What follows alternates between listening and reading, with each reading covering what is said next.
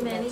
Too many, I see. Do you want more Yes, room? you're on. All right, I'd Thank like you. to call to order the special meeting of Yes, the I Board think of Finance for Wednesday, Thank March you. 6th. We'll start with the Pledge of Allegiance. Pledge allegiance to the flag of the United States of America and to the republic for which it stands, one nation, under God, indivisible, with liberty and justice for all. All right. Do we have any public comment? Is anyone here to speak publicly? No? Then let's move right on to our workshop on land use. You pulled the first nickel. And just to clarify, we had different reasons why we invited different people. Yes? And land use, the budget was primarily flat, no next priority requests, capital budget, so she is here because she's a new department head. Well, welcome. Why don't you come join us at the table? Sure. Thank you. This is Laura Bukowski. Hello, everyone. It's nice to meet you. Mary, Eileen, Glenn, Dan, Brian, Nahid. It's nice to see everybody. I don't want to take up a lot of your time, but if you're curious a little bit about my background, I'd be happy to go into that. I graduated with a Justice and Law Administration major, and I actually got into working as a paralegal for about 10 years. I did personal injury law, and I also did criminal defense law. Realized it wasn't really a great fit being in the legal industry, and kind of pivoted, and realized that land use was actually a great way to take some of my legal experience and really put it to work.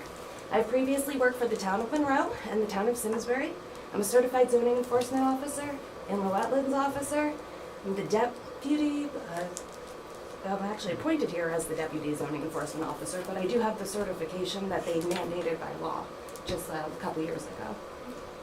But I'd be happy to answer any questions that you have about me, my budget. The only thing that there is on the capital that, although I don't think Laura put it in herself, was the plan of conservation and development, if you had questions on that. So I put that in the budget. We're gonna need help. The last time we did it, I believe we hired Malone and McBroom to help us. It is a very complex, difficult document. It involves almost every department of the town.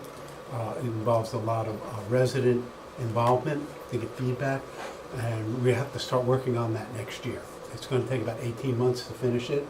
Laura will be heading it up from the town standpoint and working with the planning commission, and we're merging planning and zoning, so that puts a little added twist of difficulty on there.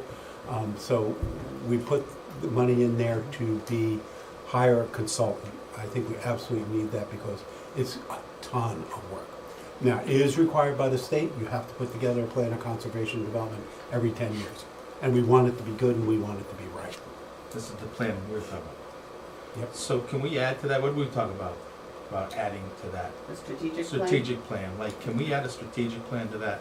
Because we have, right now, we don't have, even our 10-year spreadsheet, we don't truly have a strategic plan. We have thoughts. I'm not saying they're not misorganized or whatever. We have thoughts, but we don't have a plan.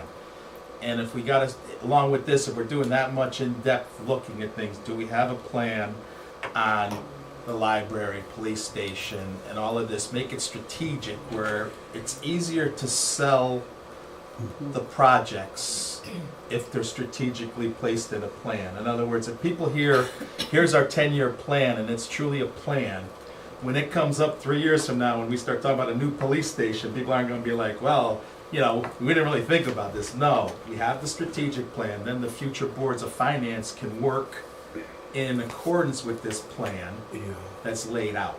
Yeah, you know, I think that's a really good idea because the plan of conservation and development, the development part, it does say the town should look at having a new library. The town may need to expand its police station. But if we strategically included that and said, okay, here's what it should be, here's about the size we think it should be, here's what the police need, estimates of what we think, you know, the cost is gonna be.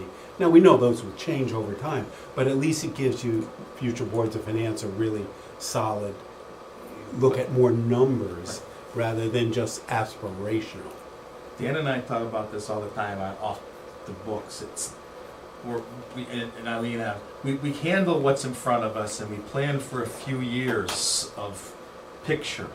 But we really, each chess move we want to make, we want to be able to move it down the road. I mean, I think our focus has mostly been handling the debt bubble, and but it'd be nice, like, to know when we're past that, what are the next steps that we Right. need to take, and, you know, because we may not be sitting here, Correct. like you said, having it laid out for the next generation. And Brian brought up that yesterday, I think last night, you brought up a little bit where are we peaking at the debt bubble, where are we looking? So now, you know, we're gonna talk about it later. Marcia, you know, I have some slides Marcia's we're gonna talk about that later, but we got through the debt bubble. Now we gotta start focusing on, and then Sean Hathorne had the perfect tagline. You remember it? I can't remember it offhand. Sustainable growth, I think it was. Right, we need to plan for sustainable growth now. We're out of managing a debt bubble, now we need to focus on sustainable growth and meeting the next 10 years worth of needs. So if you're gonna dig that deep into a 10-year plan, can we take it a step further and really make it almost like a Bible? Yeah, I think we can. To the point of where, I think we can. I don't know that any of our consultants they've done all this kind of work. I've never known if they put that sort of thing together, a more strategic, detailed plan as an overlay to the POCD, right? I think it's a good idea, and we'll talk to them. I don't know if it'll work or not. I don't either. But I think that that's what we've been striving for, Yeah. this board. It's- We've got through the debt bubble, we managed it. Now we want to make our moves more strategic for 10 years worth of planning. I agree. Because we got a lot of hurdles There's coming. a good chance none of us are going to be here in 8 years, 9 years. Or as Right? Go ahead. Well, I mean, you'll be here, but maybe not all of them. It's not unheard of to include it in your plan of conservation and development. A lot of the POCD planning actually goes out to the community for outreach, so it's also good to get the thoughts out there, to get some kind of feedback too on what the #1 priorities are for the town, and not just the people who are sitting, you know, necessarily right here or there, or what we think is the most important. What are the things people are concerned about? It's a lot of outreach, it's a lot of feedbacks from different commissions too. It is ultimately lives in the lap of the planning commission, and, you know, at the end of this, the planning commission will be combining with the zoning commission, so I know they take this to heart. They've already formed a POCD subcommittee. It is something that they're working on as well. Currently, if you've looked at our POCD, it kind of can be a living, breathing document in some ways. You don't have to wait 10 years to update it. It hasn't been updated though since 2016. It needs to be updated, otherwise we lose our discretionary funding. They can actually deny us for applications. It should be your governing document, your kind of, not just your wishy-washy, here's my dream, but kind of your governing document. And different commissions are responsible for different tasks, and they should be aware of them. When I got here, I asked, oh, how far are you on these tasks in your POCD? My what? I'm like, oh, well, this was assigned to you, and this was, some of these people are brand new, and I'm not blaming them at the slightest, but they didn't even know it existed as a document, and it's been tasked to them. So I think it is very important. It's a huge project for the town to undertake. And since it is only done once every 10 years in most towns, we could use a little extra help. Can I ask you, with the reaching out to all the different organizations, how do you determine which organizations and how do you, is it just a phone call with people that, groups that you know are involved in town stuff? or- It depends too, and it also depends on how much we can get a consultant involved. But there always are the stakeholders as far as business owners, as far as people who are chair people on different commissions. For example, probably the Conservation Commission would take a very serious role in wanting to be part of implementing or shaping or at least suggesting something for the plan of conservation and development. EDC also was taking it very seriously with Greg Dombrowski and kind of working from that perspective as well. So all of it has to come together into this one cohesive, comprehensive plan. And, you know, it is helpful in towns I worked for in the past. We've always had a consultant kind of starting the process and trying to keep everybody, you know, on the same track moving forward, because you're bound to have differing visions from one group of stakeholders to another. And in the past, we did focus groups of different groups. We'll get Ellen and seniors involved.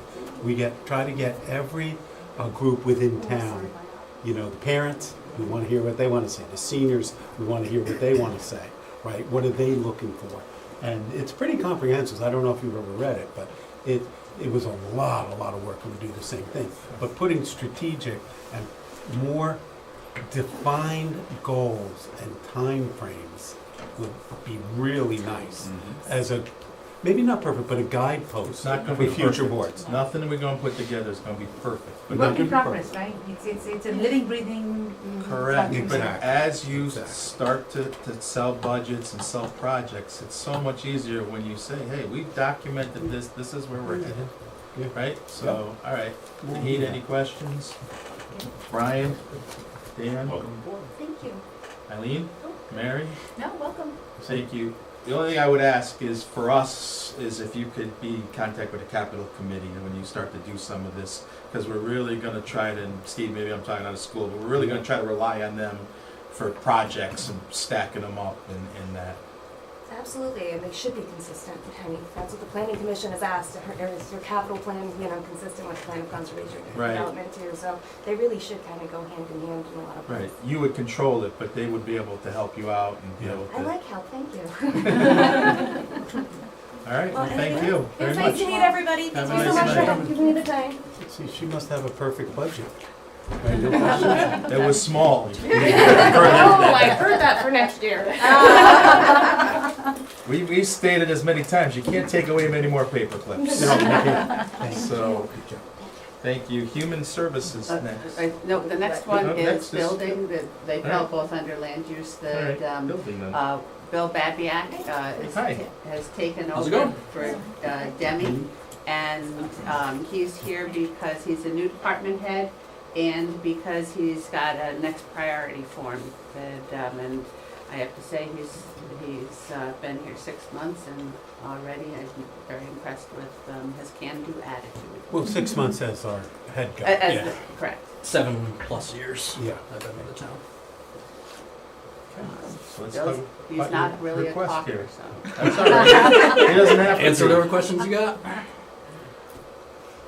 So let's go What's through on your the form? request. Yeah, what's on the form? I haven't seen it. We'll read it. This is for more time in the land use building office, for administrative help. And Demi had asked for, I think, 25,000, and he got 5. And Bill has scaled that back. Did he get 5 or 11? I thought we gave 11 for that. Nope, you gave him 5? 5,500. Okay. Which was 5 hours a week. And he's looking for 10 hours a week, so just kind of doubling what he's got. Right now, he's out of budget because someone was hired before his time for 12 hours a week, so that budget ran out. And he and his deputy, or assistant, are handling that work themselves. And he would prefer to be out in the field and not doing administrative stuff. Did they summarize that at all? Yeah, right now, luckily, it's January, February, if you can call that our slow time, is our slower time. We have slightly less permits to deal with, so me and my assistant can help out with Lori, our admin, and take some of her work and do some of her stuff, and just to try to keep us afloat. But we need that part-time help. We've had, ever since I've been working here, we've always had a part-time admin working, and when that got cut out, it just killed us, and we were dragging behind, and we get to the point where we're gonna be breaking the law, because technically by law, we have 30 days to issue or deny a permit, and we're pushing the envelope with that time. And what is the total amount, Marcia? It is 5,623 plus Social Security of like 150. Okay. Naheed, any questions before I go? No? Brian? Dan? All right, I'm gonna go for it. If it's needed that bad and we're gonna go out of compliance for that kind of money, why don't we get it in place now when we have a little bit extra money instead of waiting till July 1? We could add, if we go through the process, the Board of Selectmen will make an appropriation and send it up to you guys. Do we have enough money in the, we don't have enough money in the department budget Not to in the just do. department, it would have to be an interdepartment It'd be transfer. interdepartment, but, you know, there is contingency, we could use that. It's not a For this kind of massive amount. money, we're talking very little money, and why wait till July 1 to get the hiring process, to get someone hired by August? If we could be proactive, get the right person in That place, would be awesome. and get out of a hole. Reduce the, I mean, the cost of the risk of that could be a lot more expensive than $5,600. You know, Right, we're not talking a lot of money, so this year it's not gonna be very little money this year, in this year's budget. 3,000. Yeah, right, I mean, Right. Dan, your thoughts? Absolutely. Ryan, Naheed, Mary? So I think, yeah, we can go with this in the budget, but I think we should start it earlier. So I'll make a motion to the Board of Selectmen for, at our next meeting, to add, I would say 3,000, that's probably about We'll right. calculate it out. Yeah, We'll calculate it out, calculate it whatever out, the and number let's is. get it Whatever I right. can get. And get it right, and then we'll send it up to you guys for approval. And in the interim, I Start think- looking, because it might take you a while, too, to find somebody. we've got a few people we could use, right? Yep, I mean, right away, I'm sure Ginny would be happy to come back, I Yeah, think. we could use Ginny. You're never gonna get rid of Ginny. Okay. She's been there, so she worked with us and she knows she can Okay. jump right into there, We'll work that out but we could figure that and out. get the numbers. All right. We'll do Let's do that. I think it's the right thing to do.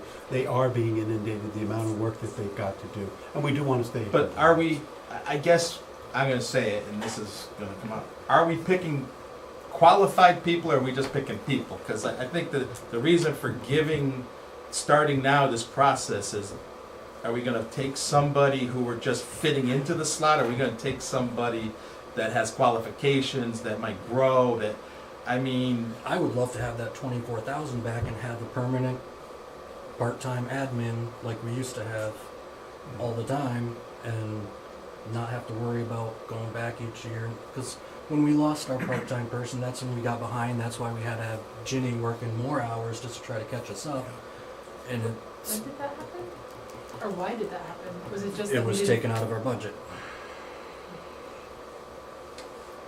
so, I think that maybe there was a Well, frustrating. originally we had, it was in the land use, the planning budget, that money for the part-time, and we basically just hijacked that person. It was for the whole department, but the building department is who needed it as opposed to everybody. And they would help, you know, on certain days here or there when we're caught up with the building department, the other departments, but ever since I've been working here, we've had that help until it was taken away. I just get nervous when we put like people in play. I know Ginny's a good person, Doug. I'm not saying that, but I think that we gotta look for, you know, like the I would love to hire somebody permanent. I don't, you know, because like with Ginny, that was, we were looking for somebody that was temporary. The money wasn't always going to be there. We had the money we had right then. Didn't know if we were ever going to get it again. So we just needed a body in there to get work done and get through stuff. And right. And Ginny has been doing that and doing it well, but I think your point is that if we're going to do this, and we know this is gonna be a need going for the next few years, get somebody. Not a body.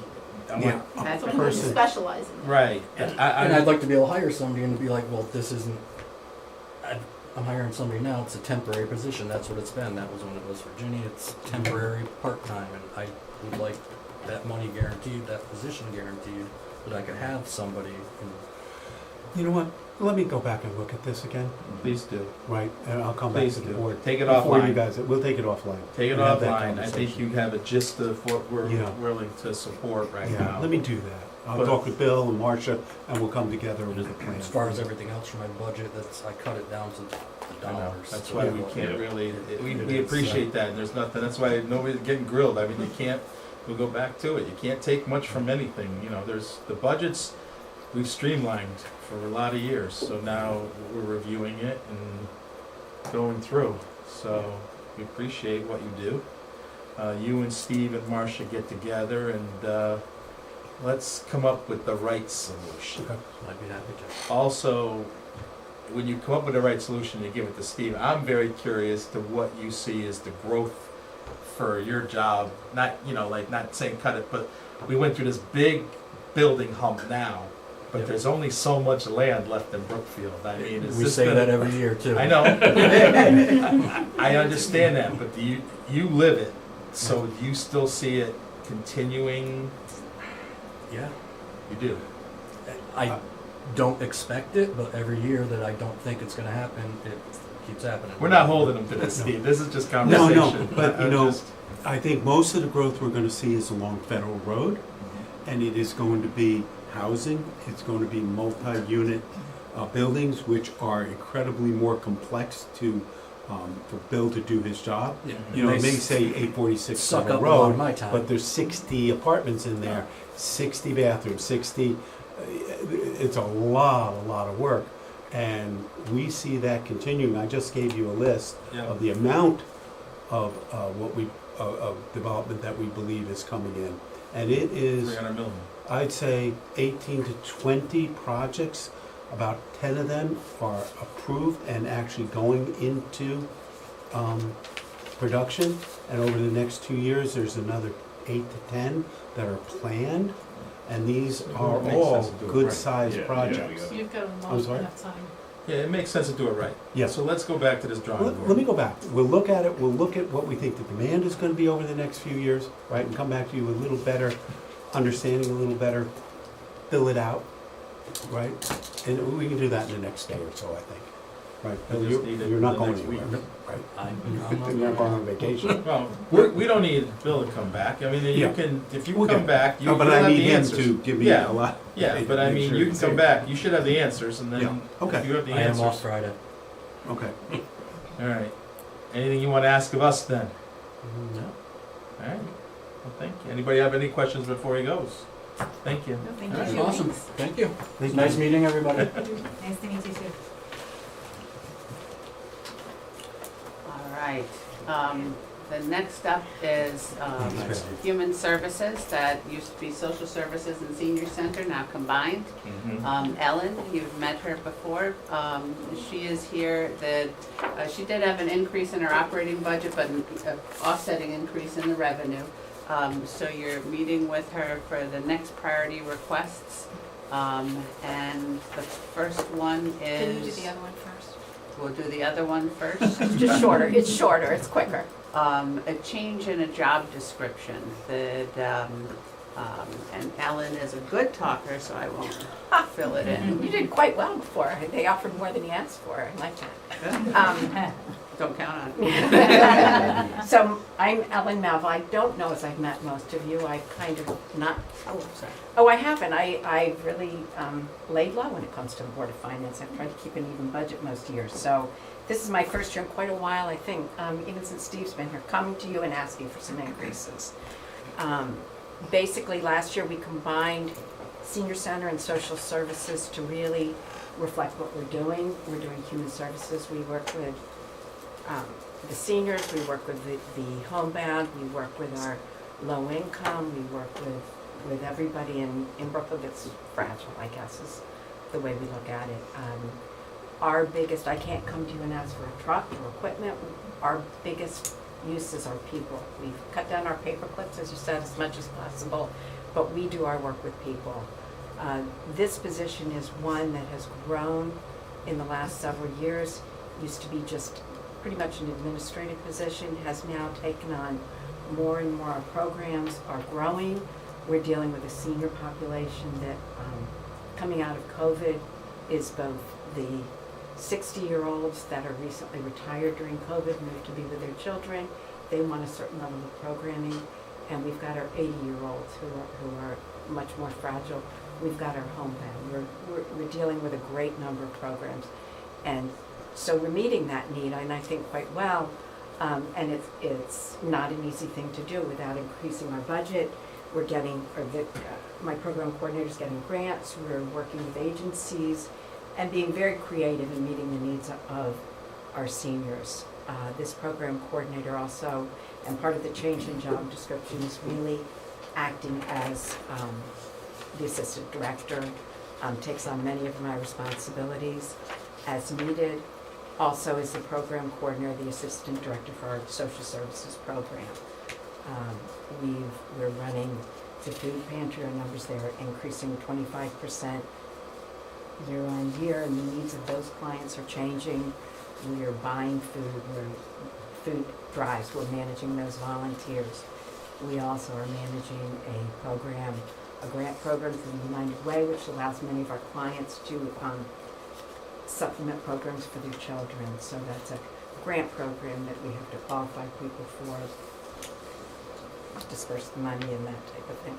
So basically what I'm asking for is a pretty small increase to bring this position up, not even really to where I think it belongs, but it's below many of our administrative positions.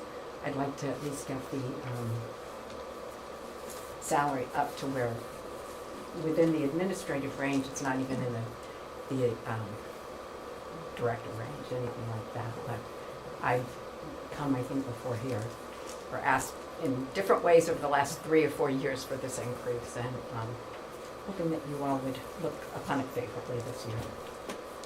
So, any questions on that? On the food bank, you said it increased 25%, but it was already pretty big, right? We are going up year by year. Our Like numbers a lot. are going up. Every year we're going up. It's, the demographics of it change every year. In the past few years, it was families, so those numbers were families. Now we're really looking more at seniors, which is an interesting change. And you fill the parking lot on certain days, yes or Have no? you seen it on a Tuesday? It's That's filled. what I'm trying to It say, is yes. full on a Tuesday. Like really full. Like really full. We've had to tell people. They snake all through the whole parking lot, We do, correct? we Yep. do. We've had to tell them not that, they used to come, I think the emotion of it, I'd get here at 8 and it would be full. We won't allow them here until 9. I don't know if it's a safe situation with the buses and people in cars, and, we've got people sitting in cars in 20-degree weather with their engine on for 2 hours to get food. That's a waste of money. It's not good for the environment. So we're trying to manage, and those are the things we manage as well. How do we get food to people gracefully and efficiently? And there's 40 volunteers that are managed by this There are. program We coordinator. worked through with our, we've got a food pantry manager, but we have about approximately 40 volunteers that are working on that. So this is a real organization now. Yeah. We are a big organization, and we've combined it, and we're growing, and we're meeting the needs, both with our social services clients, whose I think needs have increased, and with our seniors whose needs have increased. I think we run one of the most active and robust senior programs in our area. I think it's something Brookfield should be very proud of. And we meet a lot of needs in there. And this is included in your budget right now? It is included in our budget. We felt that this was more than overdue. This position, the job has changed, the responsibilities have changed drastically over what this person was hired to do in the first place. She's requires incredible discretion and understanding and the capability to work with people in very, very difficult circumstances. And she's done a really, really incredible job. And the demand, I hate to say it, it's grown, it's through the roof from even 8 years ago. It really, the demographics are changing, and I'm not sure if it's inflation. I'm not sure what is driving this, but it is there. It is real. And I mean, our volunteers in the food pantry, they are there 20, 30 hours a Yeah, week. they are. And there's 8 or 10 of them at a time. It's amazing. It really is. Post-COVID? Post-COVID, it's grown, with our volunteers. Yeah, with the demands and The demand has gone up. As I said, it's the family number, the numbers of families coming, for whatever reason, seems to have gone down, but the number of seniors is now increasing. I think the cost of groceries for those on fixed income is really a burden. And that goes up again in the summertime too, when the schools are out, right? When We change, and we change our programming in the summer. We start stocking children's food, and we start trying to meet that need as well. And if you We try remember, to be flexible enough to meet those needs. Social Security has gotten an increase in the last 2 years, but there was a period of 7, I think it was 7 years. There was no increase in Social Security because it was under, CPI was under 2 3/4%, so if it's under a certain amount, there's no increase. But if you get a 2%, 2%, 2%, 2% increase in expenses and no increase in your social security check over 6 or 7 years, works out to be a significant amount of money. I don't know why Social Security does it that way. I would think they would just use the CPI each year, but that's not the way they do it. So, Social Security has gone up in the last 2 years, but I don't think it's even made up for the last 10. Nor for met those the cost of increases. groceries, I think. Yeah, well, especially with the All about cost of- that.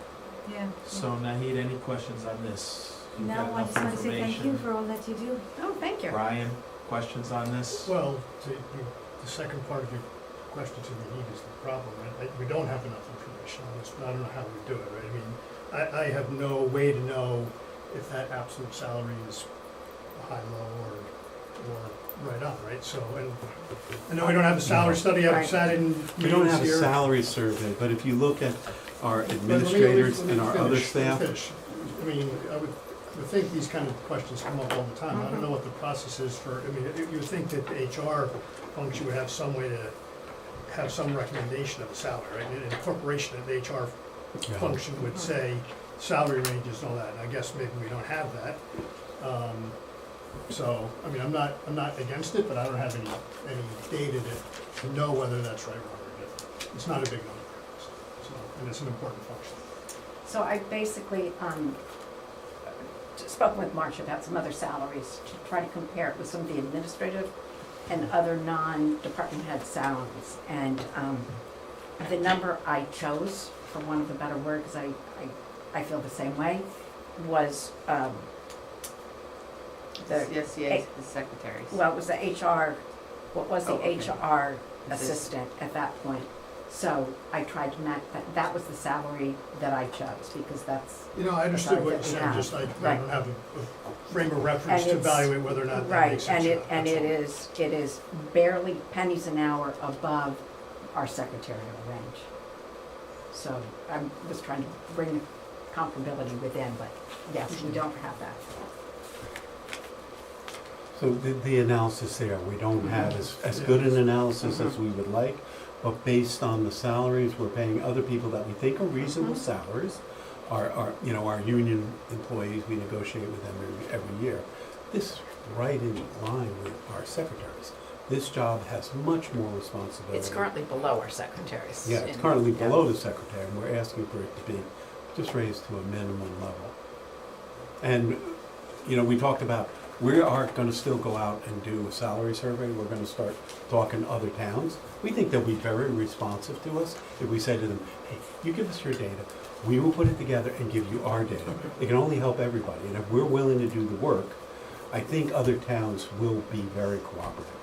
It's gonna be a lot of work digging into with their HR people and stuff, but So, think- Brian, one of the other departments, admin secretary full-time, last year was 55,289. Mhm.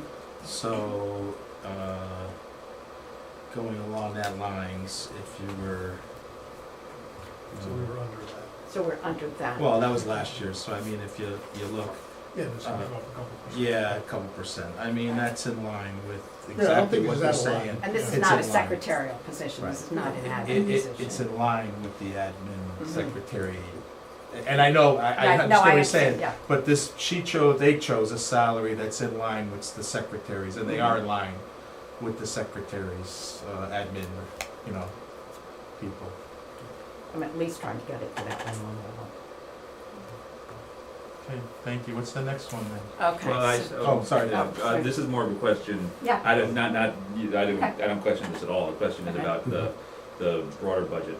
Are there any other internal equity adjustments in the budget? no. That's it, two and a quarter, right? 2.25. We, 2.25. everybody gets 2.25. It looks on the budget like 2.64 because we're doing the accrual adjustments for a number of days extra. Okay. There are some people that we believe probably are not where they should be, but we're not going to make that determination without more data. We need more data, I think, and that's why we want to do a salary survey. So, then my question is, why this one? Not that it does not deserve, but why this? Because this one is clearly Okay. outside of the box, in our opinion. The level of responsibility, the amount of work, the number of hours put in. She works more than 35 hours a week. Yeah. this one is clearly outside the box. There are other salaries of managers where we think that some people are underpaid, but we're not positive. This one we know, we believe, is clearly underpaid. Okay, all right. More And of this a is change. good. I mean, Job if Ellen was going to hire a secretary, this is pretty I'd be much what paid they'd more. be making. Yeah. And this person does a lot. Okay. Has more, not that our secretaries and administrative assistants aren't really important, but this has more responsibility and more self-driven, self-management, where our administrative assistants don't have that responsibility. Yeah, okay. She's actually running Running programs. programs. Mhm. Right, so we think it's well-deserved. It has been put up before many years, and I think we should do it, I really do. This is gonna sound petty and it's not meant to be, but, No, that's all right. is it included in your status quo, but, 1 point whatever it was %, or is it off to the side in a growth or add-on or outside of status quo? It's, Uh, I don't know. In it's- those percentages, it's included in the status quo only because I tried to just pull out things over $10,000, but. Okay, all right. No. All right, I didn't realize, okay, that's the threshold, okay. That answers my question. Okay. And how many people do we have? In our In department, the department? right now I have, I know. myself, 2 full-time, 1 part-time, and then another person that's gonna be my next priority. Mary, anything? Yeah, pretty much the same that, with the increase in job duties, and this person obviously is a good fit, she has so much experience, she knows Brookfield so well, and it's not that big of an increase, just to, reward her a little bit for the amount of work she's doing. Me? Right, now Steve, you brought up a point, and I think we're all sort of in agreement, in all different ways in agreement Yeah, with yeah. this. But you still gotta address the top end when we go to this thing, because we can't bring everybody up. And if we have the same thing, if someone's overpaid by $10,000 in the area, how would you see that happening? I mean, we understand the need, and we understand the Yeah. core, and we understand the real emotion of this position. However, My experience, and I think you guys have been managers too, my experience is if you had somebody who was overpaid, one, you can only do this on a manager level, right, because the union is guaranteed increases. yeah, You could have a conversation with that person and say, you know what, we think your salary is over the median or over what we're willing to pay for this job. We're not gonna cut your salary, but we're not going to increase it either. You run a risk there, right, that the person starts looking. The second thing, and I've seen this happen, and it's never worked out well, where you cut somebody's salary. I'm not asking to cut. What I'm trying to And that say is I if we're wouldn't be making willing the to do. adjustments from the lower end Yeah. up, we gotta be ready to make the adjustments from the higher end down, if we find it. What you're saying is, this is grossly underpaid. The need has been put up there, we've all Right. talked about the need, you've put it in your budget. But we can't bring all the gross up, because we're already above the median on an overall basis, I Yeah. believe. If we look at, we get salary survey and we're comfortable with the information we've gotten, and we have a person that is significantly over the median for the job, we would have to have that conversation with them and say, listen, you're over the median, this year we're not going to give you a raise, right? And when we reach that point where you are, I mean, I don't think we want to get everybody right at the median. No, But you no, want to be no, within there's- one standard deviation if you can do it. There's various Right. factors as well, we've talked Right. about experience, Yeah. years in the job, there's a And lot weigh of all different those things. variables. But we Requirements. but we just gotta, again, this is what we've fought the previous administration on, that we Yeah. just can't raise the lowers up and not address if we have anything on the above line. Now, we might find we're wrong, we might find we're I don't know. on all positions. Yeah, the way that I just described, that's the way I would manage it and say, hey, this year, we just can't do it. And show them why. Here you are, here are salaries. I had one employee would come to me every year when I was here before and say, oh, look at this job. It pays $90,000 in the town over here. And I make X, less than that.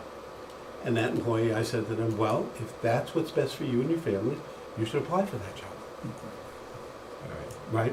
Yes, all right, so then the last thing on this is, you're planning on doing an internal salary study Yeah. maybe, and then we're gonna review it, correct? So you're moving ahead on that, you're gonna contact area Oh, towns. God, yeah. And you're gonna try to get them a buy-in, so you're gonna make a template of the jobs, salaries, you're gonna involve the You other didn't read the towns. paperwork. Huh? No, this is free, this Yeah, is no, I know not that, I free. know that, I know that. This is the plan though, right? Yes, This it is is. what's in the back of your, and this is gonna get done right after the budget process because it's a slower time. No, we're actually, you know, I made a call today to Newtown and talked to Jeff Capisi over there, and he seemed in favor of it. So we'll start those conversations, and yeah, and we'll be finished with the budget within the next 3-4 weeks, and we'll start. So I think to Dan and my point, and maybe, is we're trying to avoid one-offs. We've Yep. talked about this as a general rule, as one-offs. You know, If this is grossly underpaid, I think in the positions that are important, we can buy into this one-off, but we need to declare now that we can't do this because we gotta get all the internal equities in line and get it right. I agree with you. We need better structure around it, to understand what we're doing and why we're doing it. You okay with that, Dan, right now, or? It's easier when it's one-off. If there were 10 one-offs. Exactly, that's what I was asking. Yeah, the fact you've done this just on one, that shows how important you That's think it how is, so. And this is more of a job description issue than a, That's a good point. It's like more of a job it's like description a- issue than an underpaid issue. It actually, that Yes, is very much so. much It's a more. new position or some sort of Redefining what we're Redefining, doing, I I think, think. yeah. All right, the next request, Okay, please. the next one. So this is our behavioral health liaison. We came to you all, to the ARPA committee back 4 years ago when we started that, and requested a behavioral health liaison. We knew post-COVID that there were severe mental health issues facing our residents. We felt that this was something that we needed to do and to see how this went. The relationship that that person has built, part of the job, the core job was to build relationships with police and fire and school and EMS and the health department and the hospital and every agency in this area. And I have to say, we're a year and a half into that, and I think we have been blown away by the results of this position, by the need for this position, by the buy-in from the police and fire department that we've had for this position. I had all of them asking to be here with me tonight, and I said, you're a little bigger than me, and I'll take up the whole room. So, what I brought you was letters from them. I hope you don't mind if I pass Please, these out. Some of them were in your packet. I figured you'd rather have these than Right, thank you. Wayne and John. I'll give you those. And I will apologize, I highlight a lot, and I highlighted on there, and I copied the highlighted ones, so you get to see my highlights. But I'm just really quickly, because I think they speak better than I can, just to the referrals, and this one I just got from Wayne over at EMS, and I'll just, the part I highlighted is what I was gonna read to you, but as you can imagine, using EMS in the 911 system for non-emergency conditions places significant strain on our small agency and creates the potential need for additional EMS staffing to cover 911 calls. As a direct result of Ben's services and dedication, some examples. So he's listed a resident that called EMS 15 times in 2 months for non-acute problems, and since receiving assistance, no further interaction. Laurel Hill number 2. So it just, I can read you all those numbers, but it goes through to residents that have consistently called EMS, and with the interaction, they're getting better service and reducing our EMS costs. So this is just a small handful of people, this town, who have better lives, better access to appropriate resources, and more independence because of receiving assistance, support, and guidance. This last paragraph, I really, from him, kind of blew me away. I knew that, I did not know this. For example, fiscal year 23-24 to date, ambulance transports have increased by 85 transports than the previous fiscal year, even though requests have decreased by 70 calls for service. This data tells us that more true and accurate emergencies are happening, but our EMS team members are available to care for these residents. So basically, the number of calls has decreased, but the transports have gone up. which to me means that we're using our EMS for the things we should be using them for, the emergency, the transports, and that the referrals are being made to our department. They're out there working with them and really increasing the load on our emergency services so they can do what we want them to do, is be there in an emergency.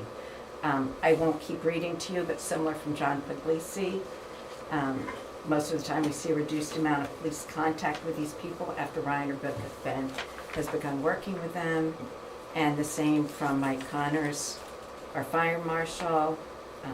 Brookfield's residents were not receiving this level of care and compassion and were often bounced around different state agencies or private services. And similar from Aaron in the health department, you don't need me to keep reading this, and then from our Commission on Aging. So those are basically our testimonies of the lives touched and the reduction in our emergency services. Because I like to play with numbers, and I think you all like numbers too, I tried to take a stab at quantifying this.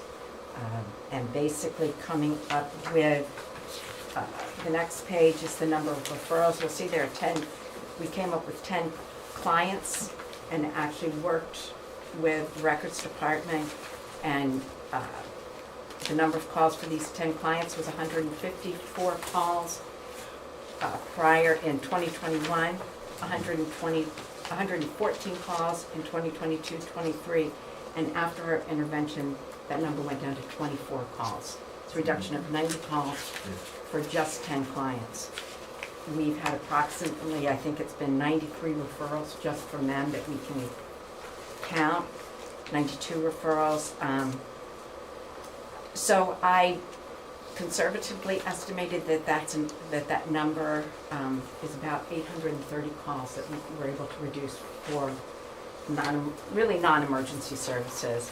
We worked with Marcia to come up with a dollar value and tried to quantify that for you, a very rough estimate, at about $187,000. If you can't tell, Ellen used to be a CPA. Did you talk about this last night, Yes. Steve? Yes. So With this is just quantifying what you With spoke this, to last night. sometimes this Mrs. really Jones, I think he told said. becomes a number you can look at, is when you hit that tipping point of putting on another crew, another ambulance. If you can hold that off for a year or two by taking what some people call frequent flyers out of that mix, where people who definitely need services, but it's not a true emergency. It doesn't require our police, it doesn't require EMTs, it requires somebody to help them get the services they need. So if you can extend that out and not add an ambulance and not add crew, because we want to be fully staffed at all time. And if we go to, like this one house that we go to, our guys can be there for 40 to 50 minutes each time. And we can't not go when you're called. So Ben has been able to intervene, and just from a social standpoint, you look at it and say, we are now getting people the services they need.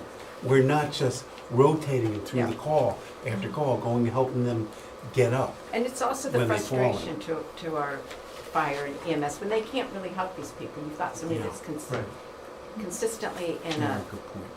a mental health crisis, a financial crisis, and we've got somebody who can work with them, work with all the agencies, all the necessary people, whether it's elderly protective services or whatever, and get them the proper help they need. So basically, just to go through this, we funded this through the ARPA for the Right. past 2 years. And now it's almost like what the Board of Ed done. You're transitioning now with this to operating. Yeah. Because it went through a 2-year period and you see results Yes. of this 2-year period that was funded by ARPA. You now see the need to roll that into the operating as a full position. Absolutely. You know, when we put this into ARPA, I said, okay, use the ARPA, it's a nice thing to have. In Brookfield, do we really need this? I was shocked. We probably should have had this a few years ago. We were ignoring a need that is there and is not gonna go away. So yes, exactly, Glenn. Okay, Naheed? And can I add one other yeah, thing go to ahead. that? Because I do have a possible funding source for it, I want to add that in, is the opioid settlement funds. The last page that I've got, and here's a request from you all, there are opioid settlement funds coming to the town. This position also works with substance abuse disorder and preventing it and leading classes and working with people who are in recovery.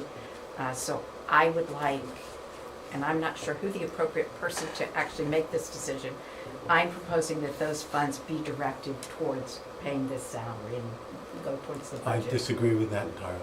You do? I do not Oh. want a one-time fund. Oh, no, not a paid one-time to this. fund, but that I want to it's. pay this salary out of our, that he's Okay. here, he's staying with us. I do not want to fund it with one-time funds, I just don't. We can do other projects, we can work with Brookfield Cares, there are other opioid Okay. projects we can use. I just want to fund it and keep this guy is incredible, I want to keep him. And I don't want somebody thinking, well, my funding's out in a year and a half, I'm out in the street. You know, I just think it should be a full-time salary. And take the opioid money and put it somewhere else. Nice line. Mhm. Now, we can use the opioid money if you guys want to, with the understanding we need this guy. We were gonna talk about that later, Okay. about using Yeah. one-time Okay. money. That's Yep. gonna be the discussion when everybody leaves tonight, as part of Yeah. the scare point that we're reaching of Mhm. one-time money and relying on it. So, Naheed, any questions? Just a thought, I'm just thinking, like, we have Board of Ed and we have, funds that we put towards kids. I think it's important that we take care of our other publishers. So to me, I think it's justified that we should be looking at the spend here, is what I think. Brian? Yeah, I'm pretty confident that this is a very cost-efficient way to handle this. I think the trick here is when we see the police department and the EMS's budget, they're not gonna say, oh, I got help because this was in place. So, I suspect we'll see that, I can't say it for sure. So, I don't know how we make sure we're really optimizing across all of them. And to your point, too, I think it's a really good one, maybe we can, it prevents us from needing an ambulance for one more year or Yeah, another push shift it or all off. that. It's not gonna stop, but it'll How push do, it how off. do we really gotta make sure going forward that we embed this in those plans and strategies? Yeah. Because I absolutely think this is a more efficient way to do this. But it can't just be ignored when other people are asking for money. No. Dan? I think this is the most important investment of the entire year, in the entire budget. I agree. Thank you, I agree. Thank you. Ellen? I would second.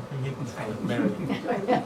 Mary? I would second Eileen? that. I mean, I think, just flipping through the letters and seeing how many departments this is in, to see the fire marshal. And, I mean, this really impacts across so many different parts of the town, and it does meet the other population that doesn't, get the, 2/3 of the benefit as directly as from the 2/3 of our budget. So I'm 100% supportive of it.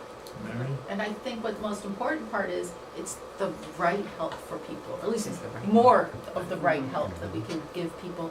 And then it has the added benefit of it saves police hours and EMS hours and, new crews coming online and everything, but bottom line, it's the right help for people. Thank you. And Brian, to your point, I do too. To your point, though, I think what we have to be careful of as a board is the unprecedented growth that we've had in a few years have changed the dynamics of Brookfield and how we address things. It used to be just a few houses that we dealt with. Now we're dealing with these complexes that have changed the dynamics of our small town. And I agree with the most efficient, but I still think, and we did the fire study, or the EMS study of the fire studies, I still think we're meandering our way through how to battle these 200 apartment complexes and how to handle it. So I think we got a year or so to refine what you're trying to do. I think we gotta learn more on what animal we're actually handling.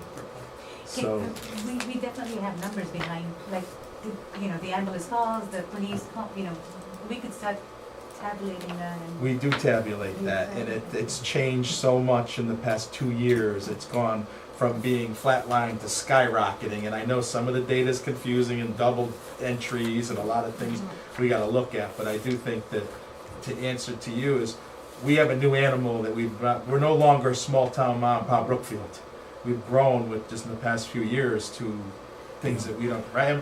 You can, we can have the discussion on the numbers exactly right, but there's no question that directionally, where they're going. That's what I'm trying to say, exactly. Yeah. So this is, when we're even looking at these budgets in EMS, even though the increases are there, we gotta be careful of this balance of the growth and the future growth of these projects coming on and being prepared. And it may be a better conversation another year down the road when we learn more. So I think right now, this position's needed. I'm with Dan. This is probably a very important position that we need. It had a 2-year history of trials that have proven the use. The fact that our EMS and fire department aren't going out to emergency calls, going out to critical calls, but not emergency calls, reduces stress on the whole system. So I think we're all on board. Great. So Then I won't even present my final PowerPoint, which was to show you the human cost of this whole thing. you sold Human it. Take people. this out. I- Take I- this out. I don't want to run Kill ourselves. myself. You Thank did, we're you. very well. Walking after the yes. Thank You you. were right, the Thank you. CPA, I could see the CPA. Thank you. Low. So, Hi. I guess we're on public works. we have public works. All right. Good, how are you? Does everyone, this is Ralph Tedesco, he's the Oh, head of our hi. public Nice works. to meet you. And I brought my back, I'm Mike, highway supervisor, and Sheldon, facilities manager. So, yeah, we're really, we're a light year this year. For for the people who've been here before, you'll see that. But yeah, with the Department of Public Works, like I said, my name is Ralph. Mike and Sheldon are here, so next And slide. the budget is flat, operating budget is flat. A couple of minor changes. So- No next priority forms, he's not new, so you're here because he's capital. Yeah, and most of our capital is vehicles this year. There's very few building projects that we're doing, so mostly it's vehicle replacements. And I brought Mike here to explain maybe if you had any questions about what we do with these vehicles and why we might need them. So yeah, you said you didn't want too much fluff, so we're gonna get right into it. 44 BK, that's the bigger truck, right, Mike? Yes. I think we're requesting $270-something thousand for that. I should have had this out before. 285. Yeah, yep, $285,000 for this truck. This is one of our plow trucks. It's a dump body, so it's an all-purpose vehicle. We use it all year round. Next slide. There's the mileage and the hours on it. It's starting to rust. I mean, we do wash our trucks after every storm, but it's inevitable they're going to rust. They're just in a bad environment. So we load these trucks with salt, and that's a bad combination, steel and salt. But this truck is, with that said, 22 years it's old. 22 years old. So I mean, we've got a good use out of it considering what it's been up against. Next slide. The next one is the F-350. This is a utility body. We use this to plow also, right, Mike? Mhm. Yeah, we do cul-de-sacs and things like that, but this vehicle, again, it's in a bad environment. It's in a salt environment. We pick up tree limbs with it in the spring and the summer. What else do we do, Mike? We do paving with it, we haul dirt, backfill and curbing, we pick up the curbing that we knock out. Yeah, so it's like I said, an all-purpose vehicle. It's necessary to plow cul-de-sacs in the winter, so when we have something like a microburst or something that it comes in handy, get in small locations. But again, there's the mileage on it. Next slide. Yeah, chipper. We requested a chipper. I think the Board of Selectmen put this back in the budget. Am I correct, Steve? Yes. Requesting $60,000 for a chipper. We have 2 chippers now. I guess the youngest one is 10 years old.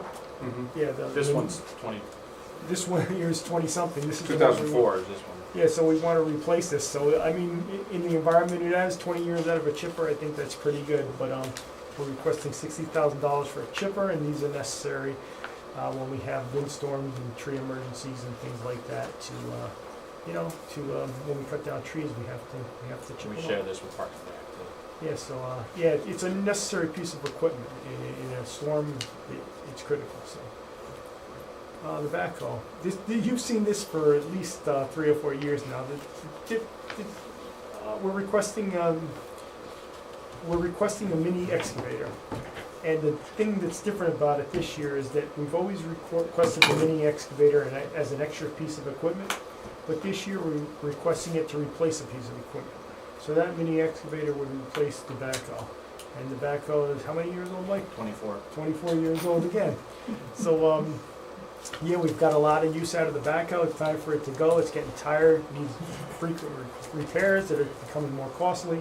So, yeah, and Mike feels that a mini excavator is the more appropriate vehicle to use. So, We also share that with Parks. yeah, we're team players. We share our equipment. So.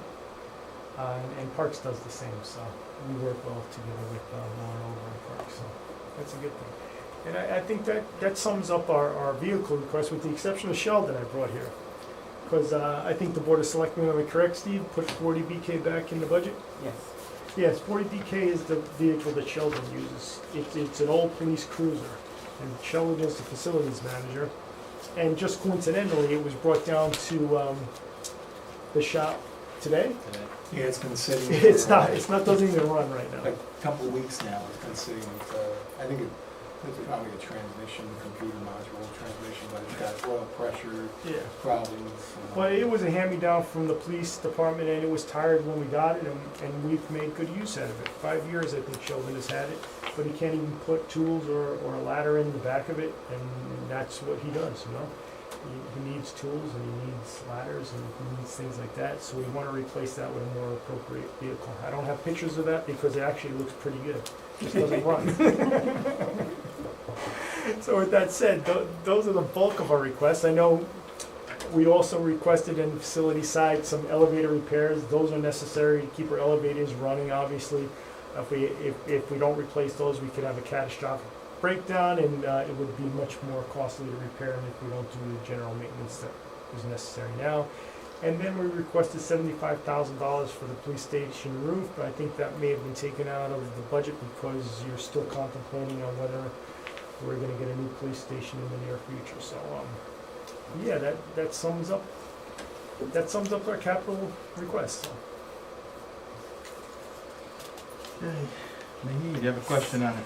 So, my question is, which one of these are wants and which one of these are needs? I feel like they're really all needs. I All mean, you needs. saw the price of, the ages of our equipment. I mean, they're 24 years old. I mean, there's no mandate on when we have to replace these things, but look at the police cruisers. I mean, some of their vehicles are fairly new, but I guess there's some type of a mandate that says they have to replace them in a certain amount of time. And a lot of their vehicles are in fairly decent condition, and they're relatively young. That's why they go to other people within the town. But our equipment is old and tired, so, yeah. And the police don't use backhoes very often. We try to we take all the police vehicles and we bring them down to town hall. And we usually get 5 to 8, Yeah. sometimes longer out of them. But sometimes we're not getting enough vehicles from them to feed every need. And with this particular vehicle, the Sheldon's manager's vehicle, it needs a new transmission. What are we talking about, $4,000 or $5,000 worth of work? I guess they're valuable, but yeah, I would If imagine. you're gonna sell yeah. the car, it's probably worth $1,500. Do you put that kind of money into that vehicle? So- No, I think that would be especially as an inappropriate vehicle, so, no, I think definitely that needs to be in the budget. Well, so I was on the capital committee, so we took that out, right? And the thought was that there would be a cascade of a police SUV available. Yeah, I'm not aware of one coming down the pike. I checked around. It's kind of the agreement we had with the police. If you want 3 new vehicles, to find you a cascade. If they could get us a SUV that is in good condition, we consider that, but I haven't heard any guarantees that we're gonna get one. One just came down. We don't plan to get any more police vehicles until next year. We did put this back in, the Board of Selectmen did put it back in with a recommendation to use year-end '24 revenue to pay for it. Good point, yeah. Our salt budget is about $100 and something thousand under budget, and, I'm not gonna take credit for that, but somehow when our salt goes over budget, somehow I have to figure out how to come up with the money. I can tell you I'm taking credit for it. So when I go over budget, actually the last 2 years we had a windfall in salt, and I'm not sure if that's gonna continue or not. You know, we've had other years where we needed about $150,000 to $200,000 extra, so. And then I'm asked to come up and figure out how to get it from other parts of my budget, but, yeah, so I would like to leave, I know that other departments probably need money, but I would love to use some of that money if possible to maybe fund some of these things this year, so. I mean, I'm looking at the capital and it has 3 police vehicles this year. I just lost one. Oh, One was in an accident. oh yes. Or insurance on it. I know, but it's still a loss of vehicle for now. Yeah, we Right. should be able to Yeah. quickly think. We do have insurance. Hmm? We do have insurance, and we're waiting to see if it's totaled or if they think we can fix it. All right, go ahead, Eileen. No, I mean, the backhoe has been requested for the past few years. I know, listening to Laura and some of the, you know, they've got the track around Cadigan and that type of thing. I imagine that piece of equipment would be Yeah, useful. we certainly share it with them, but like I said, the request is different this year because it's not a new piece, it's a replacement piece, so that's what makes it that's why I moved it up on the priority list, And it's cheaper. and it's cheaper. Tobacco is probably $220 to $250. To buy new. Everyone else? Do you know the utilization on your 2 chippers? Oh, constant. I don't know what the hours are. They do have hour meters on them? I couldn't get the hour meter, I just got the picture of the service when it was due for service, because the hour meter's broken. But this is something we use, 3-4 times a year-round, week minimum. Use both of them 3 or 4 times a well, week? not necessarily both of them, but if we have a windstorm, both of them are necessary to get the roads clear. Yeah, I mean, we need one at some point. I mean- The question is, do you need it this year, or, Being- can you survive one more Yeah, I think year? that's the. Well, And I think that, again, I was from the capital committee, it was taken out, and the thought Yeah. was, you could probably survive one more year. Well, And I got that, it's put until in we based have, on extra until we have revenue. a windstorm, right? I mean, just to be frank, the storms are getting more frequent and more violent. So, when we have the macro bursts or microbursts, whatever you wanna call it, you know, it saved us, you know? It's like, when you have a chipper that's 10 years old, you might be able to limp one more year out of it, but if we have a windstorm, you know, like we've had in the past, the macro burst was the worst one, but we've had others. You know, we're relying on a 10-year-old chipper. Has it been reliable, or is it just the anticipation of Well, it might die? That's the new one, the 10-year-old one. This one could possibly. It's what we call it the chuck and duck. You have to throw the log in and get out of the way, because it whips it around as it sucks it through.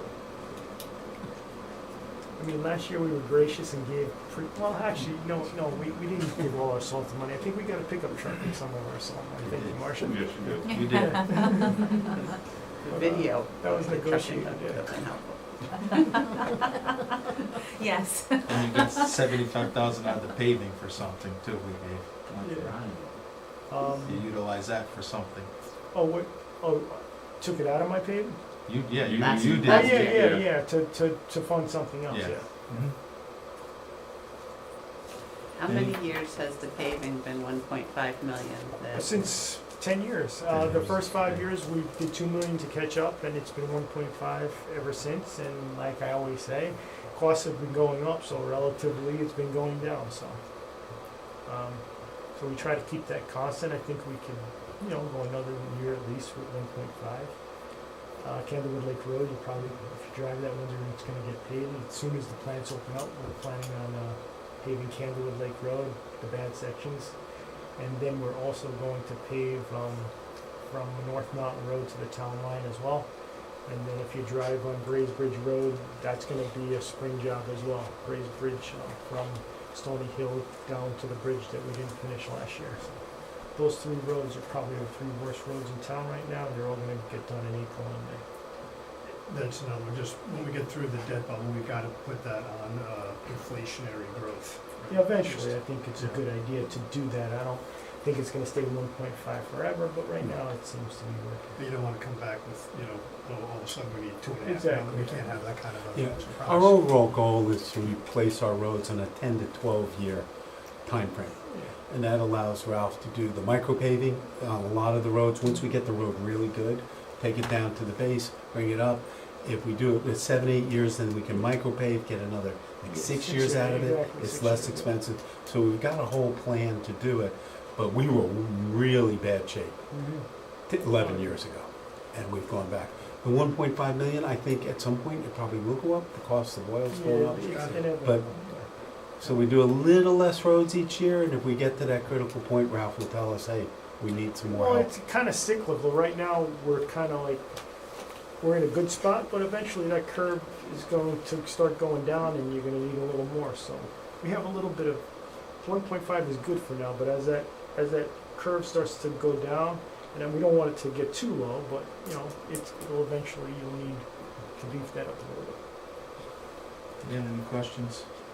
Seems like a lot. Last year, it looks, I think I have the right budget, so last year there was about $330,000 worth of vehicle capital. This year it's 500. Correct. 560, I think. True, but if you look at our facility maintenance budget, we had several $100,000 in there as well, so our overall request is much lower, I believe. So I mean, but is $400,000, $500,000 a year? Is that the maintenance capex for this department, or is this another bubble of replacements that's going to fall away? I want to understand what's kind of the annual maintenance capex versus these needs. Is there going to be another $500,000 next year for different vehicles? Well, we talked about this a couple of times, and what we said is, like when you look 5 years out for vehicles, you're not sure what it's going to be, but we probably should come up with a number and just have that in the budget constantly for vehicles, because again, it's cyclical, and it's all dependent on the ages of the vehicle and the condition. So if you have several vehicles that are in good condition, right, they might all hit at the same time, and then next year you might have a few less, the next year you might have a few more, depending on the overall age of the fleet, and Before you go there, Dan brought up a point. So if you go back to the prior year, not the one current year, the prior year, we spent $780 on vehicles. So we spent $460 on a Vector truck. Yeah, that was the big one. We have $242 on a payloader replacement, and you had $80 on a roadside mower attachment. Right. So my question is, on these investments, how much are we using the Vector truck? Oh, yeah, it's necessary for the MS4 program, stormwater management. We'll use that Vector truck probably, You've used it already? Oh, yeah. No, we got it, but we had to winterize it. You Yeah, can't we use gotta- it in the winter or It's got to be a certain freeze. temperature in order to use it, otherwise it freezes So up. we'll start using it in the spring. Next week, We use you it guys quite come in. often, but, yeah, we use it frequently. Once a week, would you say, Mike? Oh, More than that? Probably 4 or 5 times a week. We Well, got during the three- warmer weather? Oh, yeah. But you haven't used it Yeah, yet? sits for the Well, winter. there's 3,000 basins in town that we have to clean every one of them Yeah. for the MS. Okay. MS4, and, you know, and not every one of us clogged every year, but eventually they all fill up, the sumps fill up with debris, so, yeah. We talked about renting one at one time, and, it was much cheaper to purchase one over time rather than rental. But yeah, it's a necessary piece of equipment. I think we also, Ralph can speak to this probably better than I, in looking back at budgets going back 10, 12, 13, 14, 15 years, we had very, very tight budgets. And equipment, and we know this, maintenance of buildings went by the wayside. That's why with the schools, we're looking at a 10-year program of $1.2 million a year to do maintenance that we probably, some of that should have been done years ago, right? And I think we're getting a little bit of a hangover in replacing this equipment, and we're getting these bumps because we did. We got 19 equipment that's 24, 25 years old. Maybe we shouldn't have let it go 24 years. Maybe we should have gone 18 years. So I think we're playing But not also- totally, true. but a little bit of catch up, A like little with the bit. paving when we had to borrow $10 million I to mean, just get us back where we are today. not true. There have been years where we requested 2 trucks and we only got 1, so you push that can down the road, then the next year it compounds with the plan. So if we have in a plan requesting 2 trucks and then 1 truck gets pushed down the road, then the next year request goes up by that 1 truck, and then if you push another truck down, it just accelerates the request. Is there an inventory, equipment management, we do? Yeah, I was just gonna say the same thing. Is there an Yes. inventory that has the We track likelihood of the them. lifespan for each Yes. big piece of equipment? About 20 years on the Yeah, truck. yeah, that's what we No, generally but we get. should have like a town list of Yeah, what we're gonna everything. try to Oh, do- no, we have Yeah, an we have- inventory of vehicles, Yeah. not only DPW, we have a town list of every town vehicle. So we have the expected, Yeah. time of replacement. In general, like Mike said, I would say for a DPW vehicle, 20 years is probably reasonable. Police cruisers, I don't know what they budget them for, but that's much. Like I was trying to say is that if we have a list that says, okay, 5 trucks or 10 things are going to be, need to be replaced in 2025, and in 2027 we have 20 of them to be replaced, we could probably Yeah. start planning for that. Well, one of the things, like we've talked about in some of these meetings, is just averaging out the cost, say, over the last 5 or 6 years, right? And then just putting in for the looking outward, that number in the budget every year like we do for paving. And then you obviously have to account for inflation. So if we've been paying like, say average $500,000 every year, then you want to start putting that in the budget, and then based on that number, we could decide what we're gonna fit in the budget. So, I mean, it would give us some more of, we'd be able to plan better, because if we knew we were gonna get a certain amount of money every year, then we could fit it into a plan, rather than like coming here and saying, well, we need $700,000 worth of equipment this year and 300 next year. It would be more, And we do have the 10-year capital plan, but we're not hitting it perfectly. exactly. As requested by the departments, because the requests are more than what we can afford. So we're pushing stuff across, not just in Rouse Yeah, right. It's not a perfect algorithm. It's better. We know 10 years out the kind of equipment we need, right? So, looking at this, you got pretty much everything except for one line item, correct? Curb machine is the only thing. We got that, actually, we were able to purchase that this year.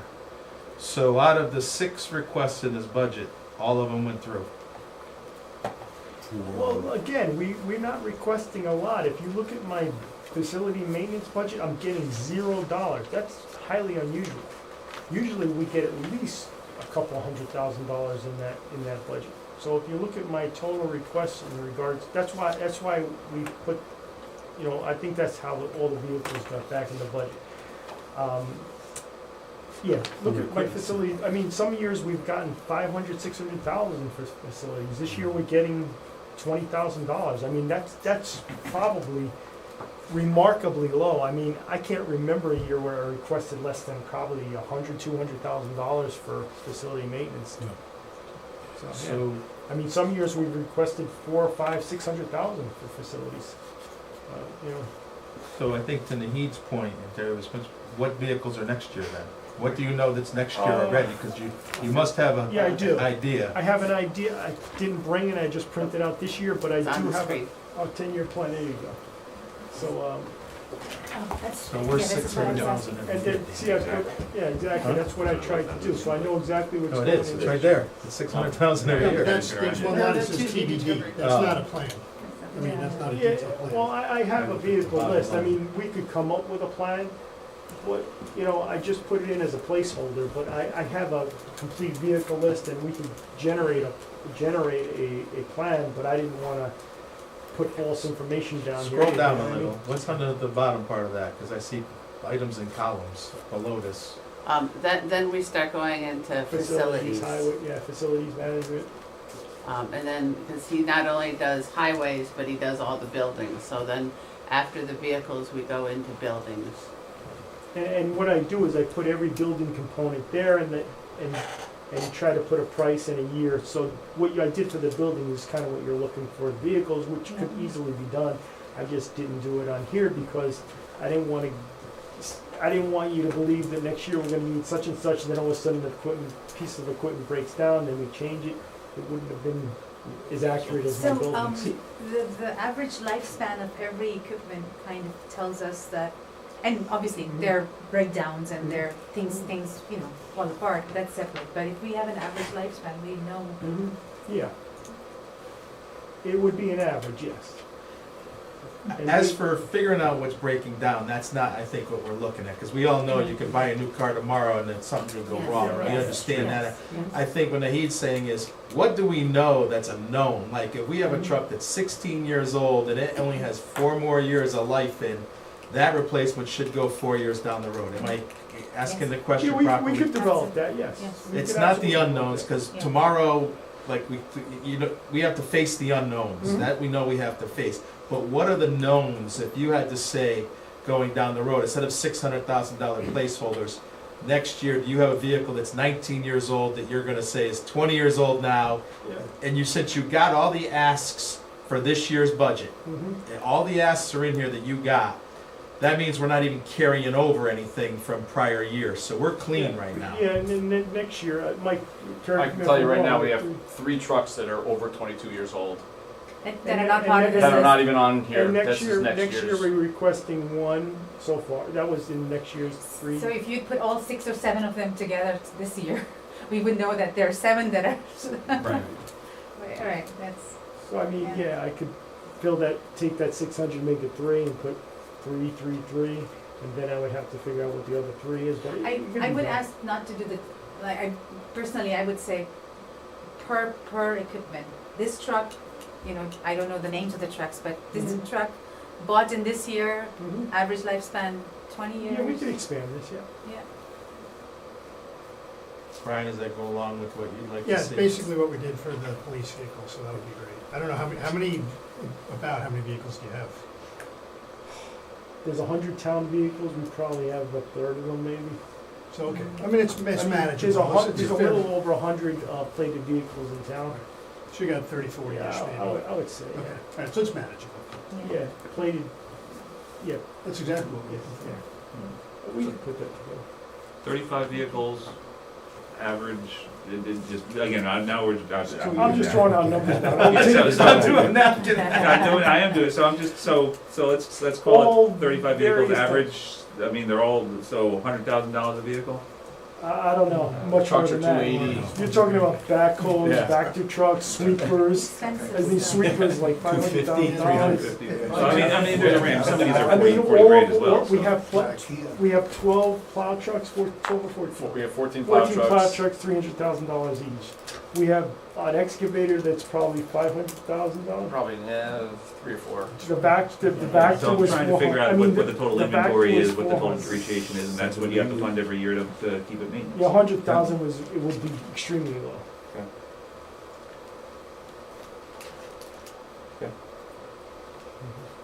Any other questions?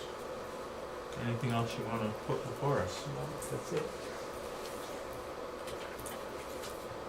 We're gonna talk about it later, and then, you know, you guys are gonna go, but we are looking at, we're very high right now on the operating costs at 6%, you know, like what we're running at, and we're trying to look at this, not for this year, not for next year, but down the road, and that's what we talked earlier about, a strategic plan, and that's why you're getting asked these questions that you are, is we got through the debt bubble, and we've been focused on that to service the debt, and now we gotta focus on the long-term Yeah. looks and where we're gonna go, and how do we fund every department? Yeah, and thanks to Sheldon on the building side, if you look at our operating budget, it's been flat and we're buildings is, I've been flat for at least 3 years now. I mean, so, I mean. And they've taken over center, which is not a ton of expense right now, but it's. Right, well, it's closed now. If it it's opens closed now. back up, it'll be a lot of expense. There's the but we list of closed it vehicles. down. Yeah, so I see what Marcia's doing, yeah. Yeah. I'm watching.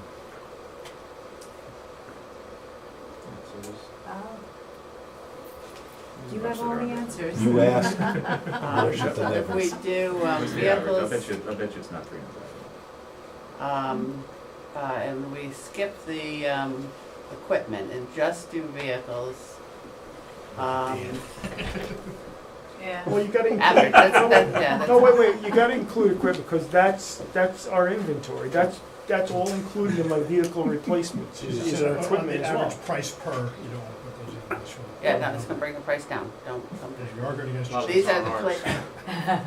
these are the vehicles, and then there's equipment too that he's gonna need Yeah, in no, there. the equipment is where it's gonna, jack up the prices, because that's the expenses, I mean, Yeah. I Some mean, of those are Parks and Rec trucks and stuff. yeah, I don't know why they're listed as ours, right? But yeah, we can make a correction to this. But yeah. Okay. But where, yeah, there's the, is that Yeah. the Vector 460? That's that 460. Back The there. truck. Yeah. And where's the sweeper? Yeah, they all have Dayton service. Up here, Yeah, the sweeper's much, should be. yeah, Back, One- that's, no, the 140. Dayton service on the Vector is what? 05? That's the old one. That's not No. updated. That's This not is as of, yeah, this is old, the Vector, the new Vector came in this year, so Yeah. this is as of June 30th.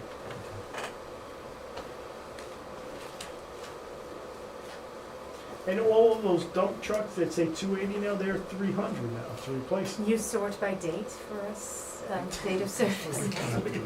Go for it, I like it, take I mean, control. seriously, like all of those prices are like what we purchased them at. You can't purchase those vehicles for those prices. up. But yeah, the more you No, know, the I'm better with you you, can take plan. control, ask what you wanna ask and go for it. But no, I hear what you're saying, but like for example, all those 280 dumps, those are $300,000 dumps now. Those Yeah, that this is original $140,000 cost. sweeper. No, I get it. Yeah. And this, some of them could have been bought used on that. Oh, there's your chipper from 1987. There. Oh my gosh, it's like Richard. Yeah, 87. I mean, look at that. I mean, Yeah. I knew that guy. Yeah, I lived 20. next door to him, basically. 30, We have so many of them 37 that are- years old. Yeah, so the cost of, the original cost of the items that are 20 years old are 1.8 million. Mhm. 20 years old or older. And now with inflation, Okay. And what's the average cost, Marcia, on that? So how The many? the average cost of those that are 121. 121. Yeah, so I mean, those are 20 years old, so I mean, that's probably closer to 200,000 now, I would imagine, Yeah, maybe easily, more. easily. And there's 15 of them. If you double that, you know, price of inflation, I would say if you double that, you're being conservative over 20 years. Yep. So, yeah. Anybody else before we move on? Everybody's good? Thank y'all. Thank you. Thanks for coming, appreciate it. Thank you. Thank you. Good to see you. You did good, Stuart. Thank you. Have a nice night. I did. Have a good night. Did, Thank you. Go ahead, what do you need? the museum roof. So far, it's still there. It's still there. So I know those guys aren't here. They asked me to take a look at it. We went and did a air conditioner, helped them with an air conditioning project, a chiller. And I saw that the roof is like leaking like crazy. So I had Aiello look at that for them, and that roof really needs, I think they put it in, but if It needs. you guys, it needs it in the worst possible It's way. up So under general government, it's $29,990. I'm just here advocating for them, Thank just you. to help Thank them. you. so, but- Thank you. Thank you, guys. Thank you. Bye. Have a good night. All right. Alright. Who next? Next is- That's it for the departments. Yep, so next I'm gonna drive a little bit here and go over a few things, so. If you could pull up the graph, let's start with the graph. Please.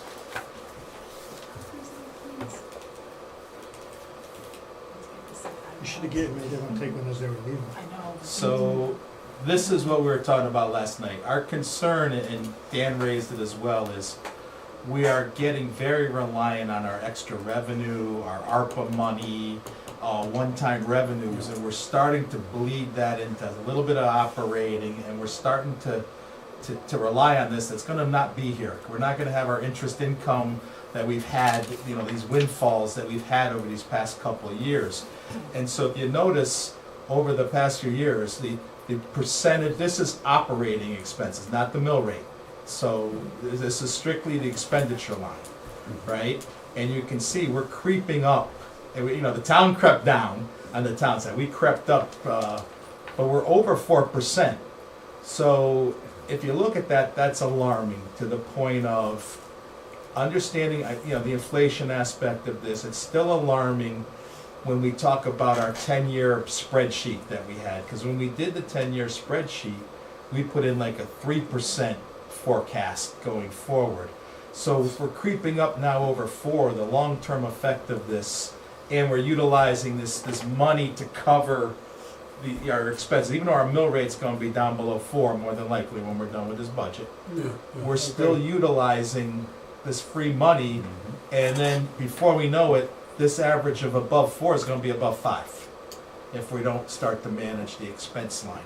And the expense line is growing. Again, the town has come down considerably from the past 2 years, more in line.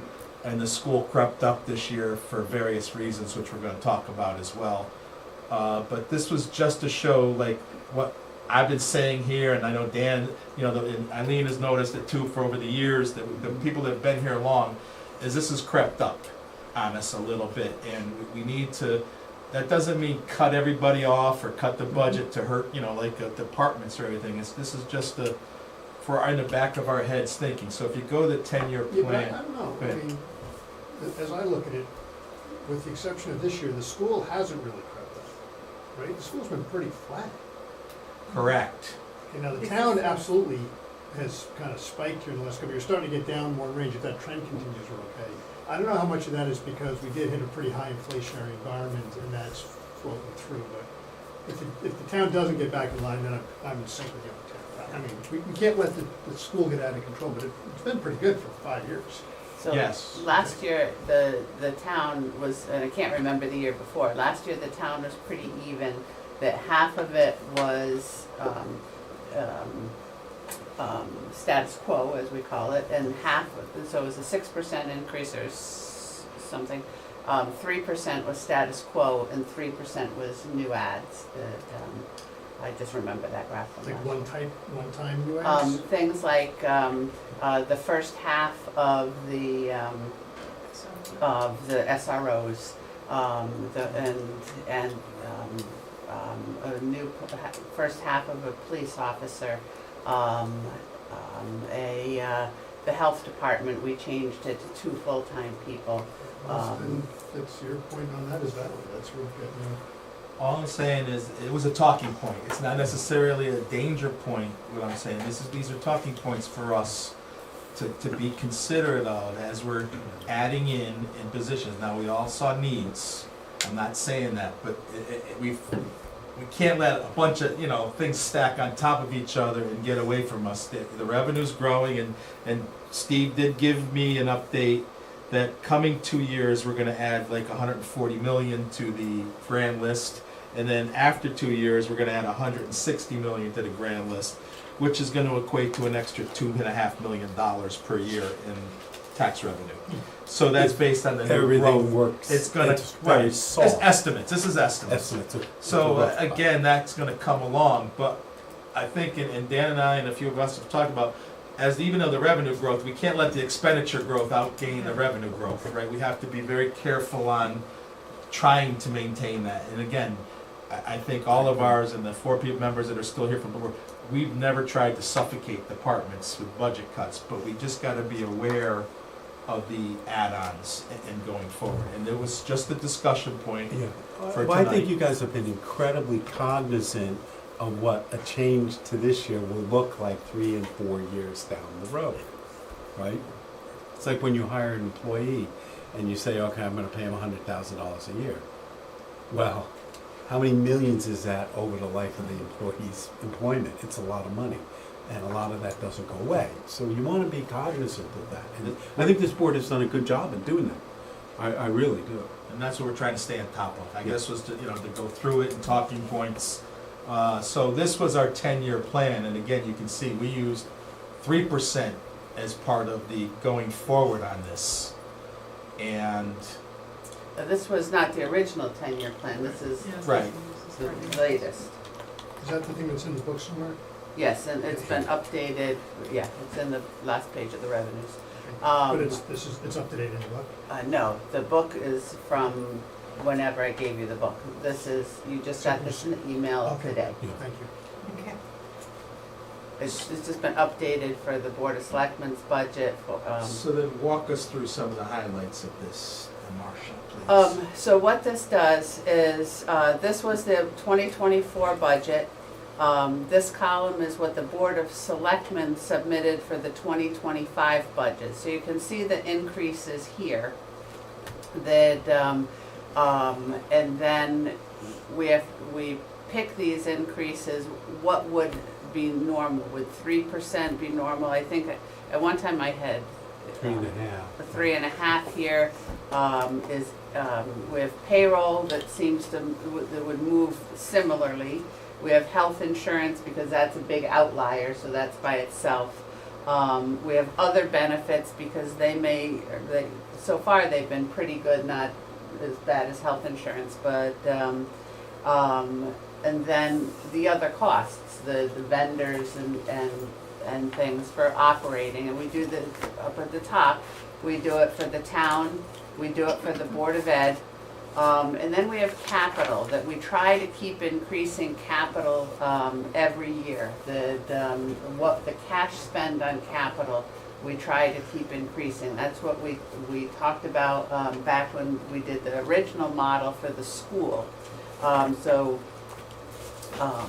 And we can change these numbers and it would change. So this is, these are the expenditures. Debt service, we have the debt service here, that's the existing debt service from the amortization schedules. And we should point out over here in red that we had a debt bubble, and then we have a little debt hump out here. The debt hump, yes. That is caused by when we were doing the school, we want It's to. caused by we haven't put in the next piece of capital that we're gonna need for a police station or Oh, center correct. school, whatever. It's just- But when we were just doing planning. the school, we were trying to push everything as far out as we could to not make that debt bubble bigger. And then there's rules that you can't have, when you do the amortization, the principal doesn't have to be fixed for the 20 years, but the lowest year can't be more than this % higher than the highest year, so we tried to start as low as possible and then put it higher. So it caused a little bump with these two big bondings that 50% of our debt was in the last 2 years for the school, so it makes an effect here in that little debt hump. And then we just go through this, what if we had 400,000 this year, that right now we're at, I think, 2 points of new debt. Right now, we're at 2.6, but we have to throw in last year's 1 million.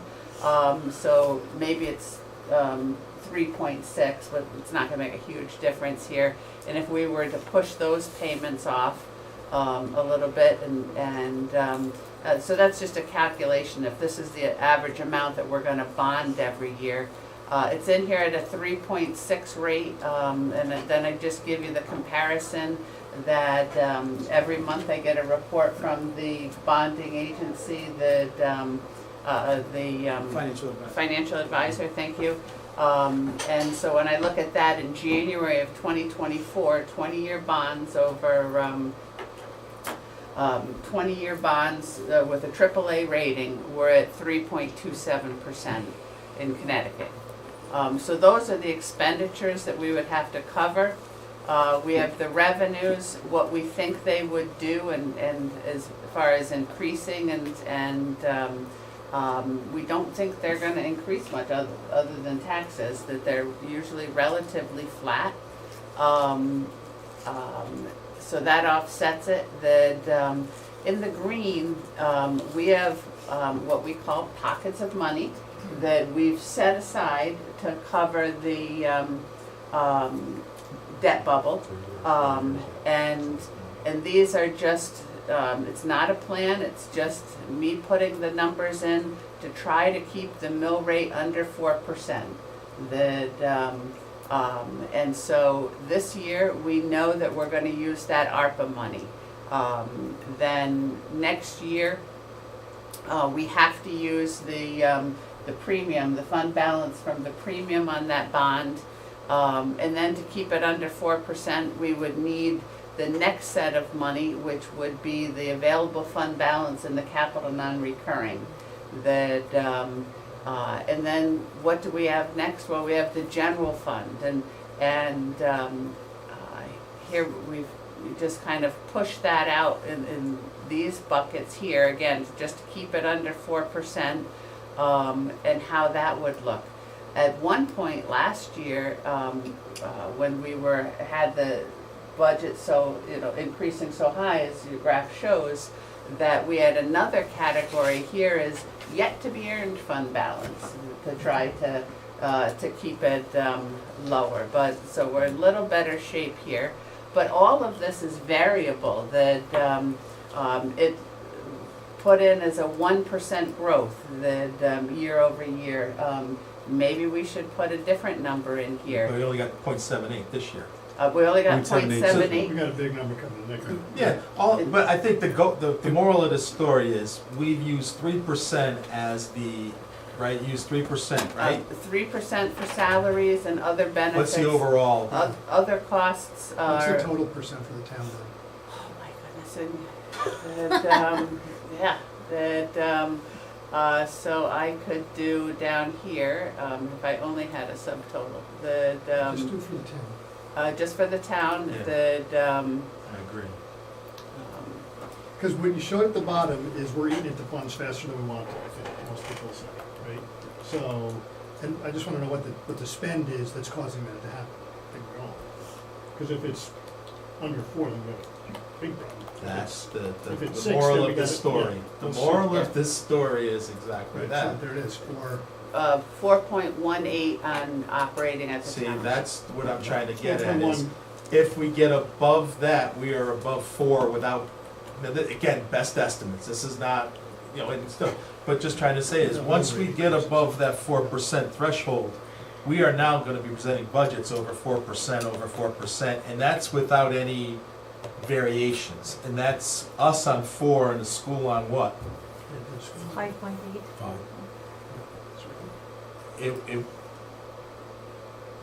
This is just for knowledge. Hey, don't do this year's the budget, we know the budget, you gotta do next year, right? Because that's the model. 4.27. See, so these are the things that we have to keep in mind, is when we get above those numbers, we are now gonna drive the overall budget. And I'll say it, and I don't know if the voters are gonna go with it, we don't pass budgets over 5% in this town, historically. 5% is a clinker. I think one time in 20 years we did it. And I'm not saying that it's a different demographic, and I'm not saying that people are gonna vote different, but if you look at historical data, that is the cutoff line. And I think we've only passed 1 or 2 in the 4% range. So it's mostly 3s that pass when we go forward on a budget. That doesn't mean we're not gonna put forth a higher budget, again, if we need it. Just saying historically, this is how people vote in this town. Now, again, it may have changed over a few years, and it may be a little bit more proactive. But the town needs will change, right? Year over year, our needs are going to grow, and how do you accommodate that with? Great question, we do our best. But we're not the ones all voting, we're 6 people voting, and you have people that will vote no matter what it is. We do get development, we're looking at right now about $140 million. That could be 100, that could be 160. That pays a lot of the increase to keep the town for residents. If you look at a town like Bridgewater or Roxbury, and you look at the taxes that they pay, significantly higher than our residents because of the development, because of Federal Road. Now, a lot of people don't like the development on Federal Road, right? But it is a significant portion of our tax base. So they're not giving us money with no expense, it's that balance of, are we getting enough revenue off the expense? But I think that's the next piece of math that we want to see is, if we don't want to eat into fund balances any more than the ones that are going away anyway, you can do a math on what does the grand list have to go up, and knowing what we think the grand list is gonna go up, is there a hole there or not? This was just an exercise, it's not, this was just an exercise for 10, First step. 15 minutes of Yeah. showing you where we've been, and when we make these decisions, Dan and I always cringe when we had a position, that where is it gonna carry us to the next few years, and it's this is the reason why sometimes the questions come up the way they do, is how is it gonna cascade in our knowns? So, go ahead. Sorry, what does it look like again after we've used up the funds that we know we have? It went down actually one year, didn't it? And that's because our bonding is, The you know, debt. the debt's gone down, but. Yeah. It was, Because, I mean, we're not projecting, I mean, we're only putting in there, that offset is known amounts of money that are sitting there. We're not expecting, you know, we're not putting in the so expect to what are have this those amount. numbers? I These are- can't read them. They're all under 4.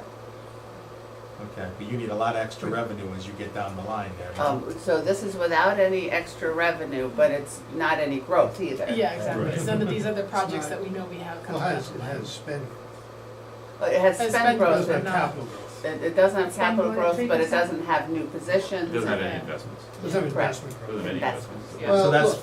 flatline then. Right. That's status quo. Status quo for 10 years. which Status isn't- quo, yeah. yeah, you can't live on status quo, I Right. think it's not. Well, 4%, I would, Well, sure, that- there's a little bit, right? I would think the inflationary number is probably 3 long term. I don't know, who's the economist in here?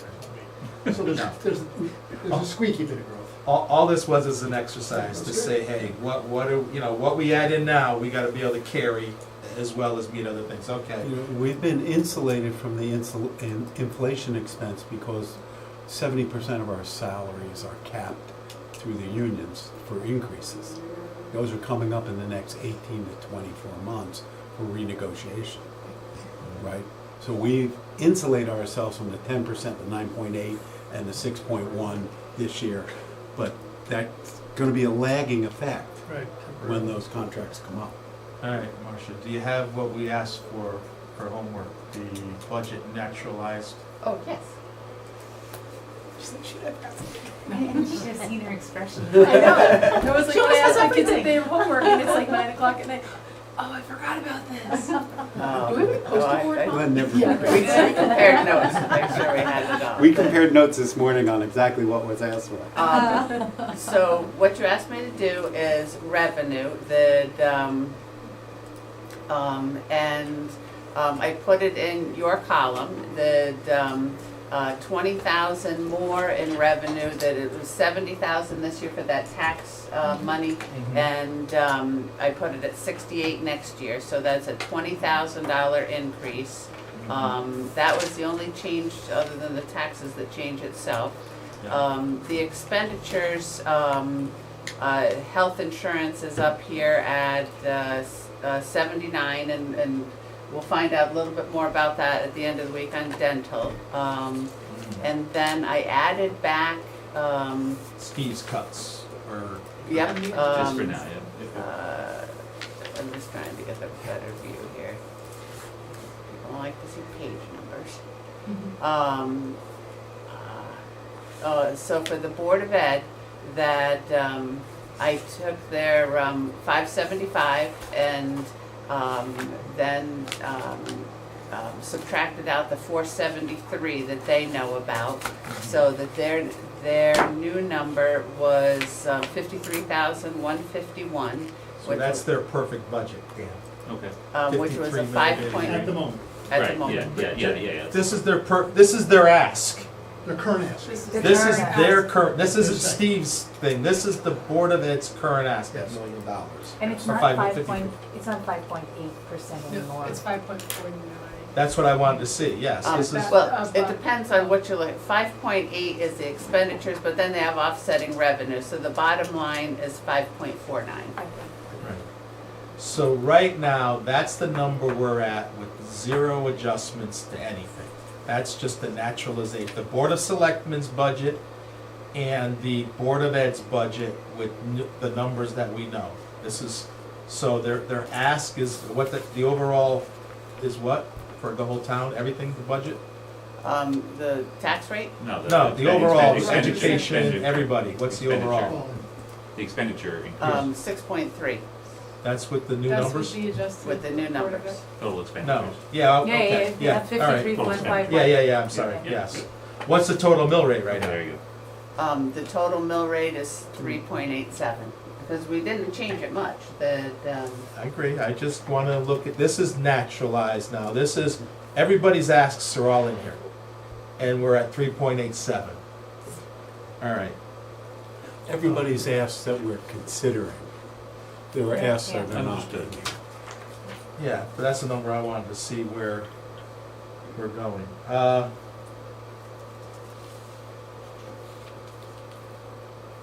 I do think that we are relying on that cash awful heavy. So what if we took out the $200,000 of Dan money, or whatever we have in there of extra revenue?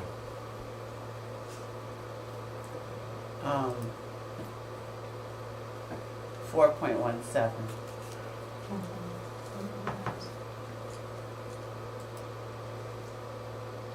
All right, put that back in, just for ha-has, please. Right.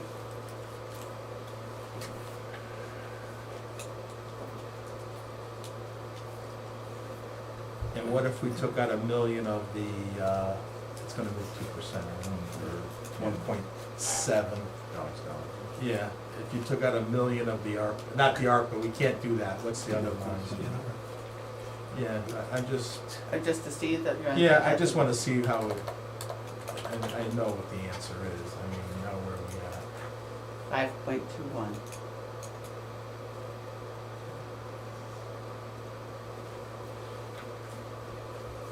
All right. Take it back the other way. I'm gathering data here and I apologize to everybody. I have in my notes here that this year and last year we used all of our cap spending was from excess revenues. What if we flipped that funding and paid for cap spending with cash and paid for the reserves aspect with the excess cash? Why does that make a difference? Because then it, in a way, the reserves then are funded with excess cash from prior years, so it's not a built-in number. So it would be about the same. I have to go through each one individually, but the spending is 1.1 million and the reserves are a million, so it would, we could make it about the same.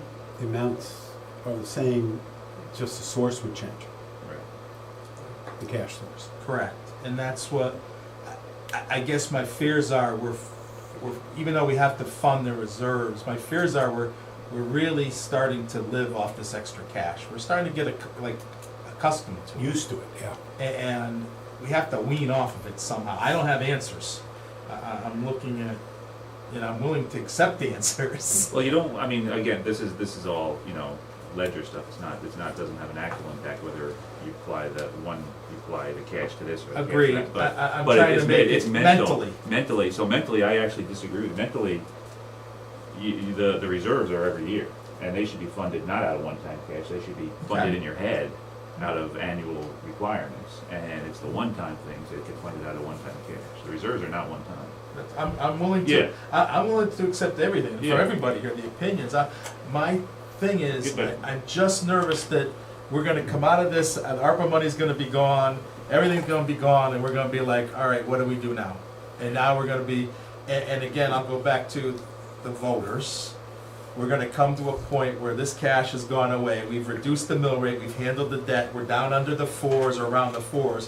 When this cash goes away and we start creeping up above 5, the voters are going to say no. Now they're dictating the cuts. They are, when they say no, we're going to vote it down. And all of a sudden now all of our needs now become true reductions. Yeah, and it becomes very difficult to convince the voters that, for example, we've increased our general fund from 5% to 17 about, right?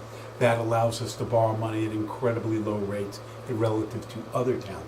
So like on the schools, we estimated we're saving $21 million. Well, the voters don't see that in their pocket, they only see an increase in their percentage. We're putting money in reserves so that you will not get a fire truck for $1.8 million and bang, your tax bill goes up to 5.5% to pay for that one truck. We're trying to even that out moving forward Right. and putting money in these budgets to Which even we've it all out for the agreed future. to, and we've funded Which is- the reserves. Which is hard to get the public, the full residents to fully understand that. Because let's face it, they all look at the bottom line, what's the increase in the mill rate?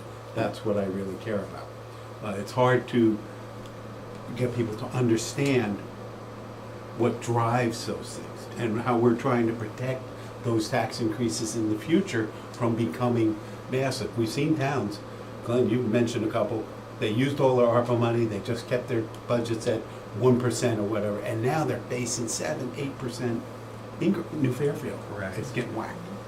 And if their voters vote it down, they're not gonna meet their needs. No, they're not. And their voters are gonna vote it down because they can't afford it, and I can accept that as a reason, but they're gonna not meet their needs. And we've always tried to plan ahead to meet all the needs. And that's why, I don't have an answer, Dan. Yeah, no, mean, I agree. This is for discussion points, I'm just trying to throw out, what do we do to wean off of this ARPA money and make sure, and Marcia, do you have thoughts on this? I mean, is this something on your mind? Oh, it's absolutely on my mind, and that's why we have the 10-year schedule, that, and we just keep watching that to see what's happening. I think that even though some of the money makes us feel comfortable, we have to see if maybe we should feel a little less comfortable. Well, in future budgets with the increases that we've anticipated in the 10-year, in this plan, that does how much excess funds, non-identified funds, do those budgets include for lowering the overall increases? It's not a lot, right? It is, it's the wrong schedule. I mean, for this year and next year, yes, but years after that, it's not huge amounts of money that we think we don't know where we're getting it, but we're getting X amount. Yeah, 26 is about 2 million, 27, 600,000, 500,000, then it bumps back up to $1 million. So, You're gonna pick up some of that with the grant list, I agree. Yeah, but I you're agree. gonna lose a lot of it when with the capital requirements. Those are two Exactly. major sensitivity. This analysis is nice as a first step, but those are two of the most sensitive pieces in this whole model that we're ignoring.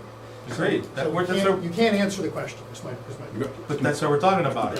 Brian, this is what, But if you're gonna use this model discussion, you gotta model those things in. I'm okay with that too. This was, again, just a very basic look at this to say, hey, we gotta be careful of, we've done so well over the past few years, we gotta be careful carrying this to another. And why just the grant list? Can we come up with other sources as a town? You know what I'm saying? I don't know. That would be way out of my realm. Other than grants and it doesn't sound like getting grants for normal business operations is easy to do. You get grants for things you wouldn't have otherwise done, it sounds like, but it's hard to get it I mean, there, different fee sources of that, I mean, that's incremental, it doesn't We've really raised our move the fee needle. schedules on Doesn't quite a really- bit yeah. in the past few years. Unless there's something out of the box, I'm not the most Right. creative. Our person. building inspection fees, we've raised, our fire inspection fees, Our we've healthy raised fees. considerably in the past 2 to 3 years. Yeah. They've gone through quite a bit. They Yeah. were relatively cheap. The issues were addressed to the point we're now in line with market. So I don't know how much more you can squeeze out of that revenue source, because that was way low, It was low. and it's now increased. So your thought process is right, and it's been addressed on the majors, like the building inspections. And again, tonight I just wanted to take a look, like I say, to show our concerns, and for the new, and that we all have, is we all wanna fund everybody, obviously, but we're growing up. Now, if you go back to the graph quick, Marcia. I do think the school is coming down, because if you look at some of their numbers, they were one-time anomalies, 225 on the salary line, 145 on the substitute line to true it up. And a quick thing, it'll come down 1% if they stay somewhat in line with even their current budget line. So it's gonna drop into the 4 cent. It's gonna probably come back down next year. They kind of said that this was a bit of an investment year, they didn't see a lot of big things on the horizon. It was more of a true-up year than an investment year. So Yeah. what they did is Yeah. their investment was only like 200,000, and Yes. 180 of the 290,000, 180 of that was the ARPA phase-ins Mhm. that we agreed to. So that's really, they had very little investment. It's really what's driving this is the 145 true-up of this. So in the past, Ken would put 375 in there, but that would be the savings versus the cost. He would just put the number in there instead of balancing it out on both sides.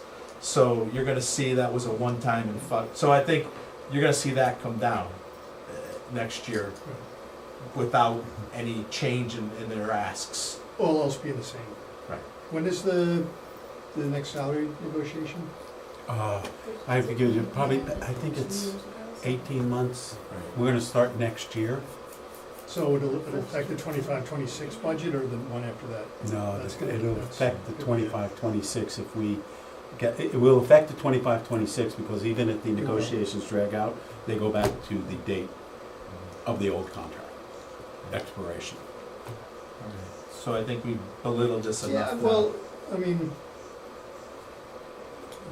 I'm gonna go back to where I'm thinking, if you looked at this, if we were $1 million less, we'd feel a lot more comfortable, because that'd be more in the 4% range and all that, right? So, It's not a matter, agreed, but it's, my goal isn't the million, my personal No, goal no, is I'm not not the saying we get million. this, it's not- It's just to be cognizant of the add-ins. yeah, Instead of losing the million, it's Right.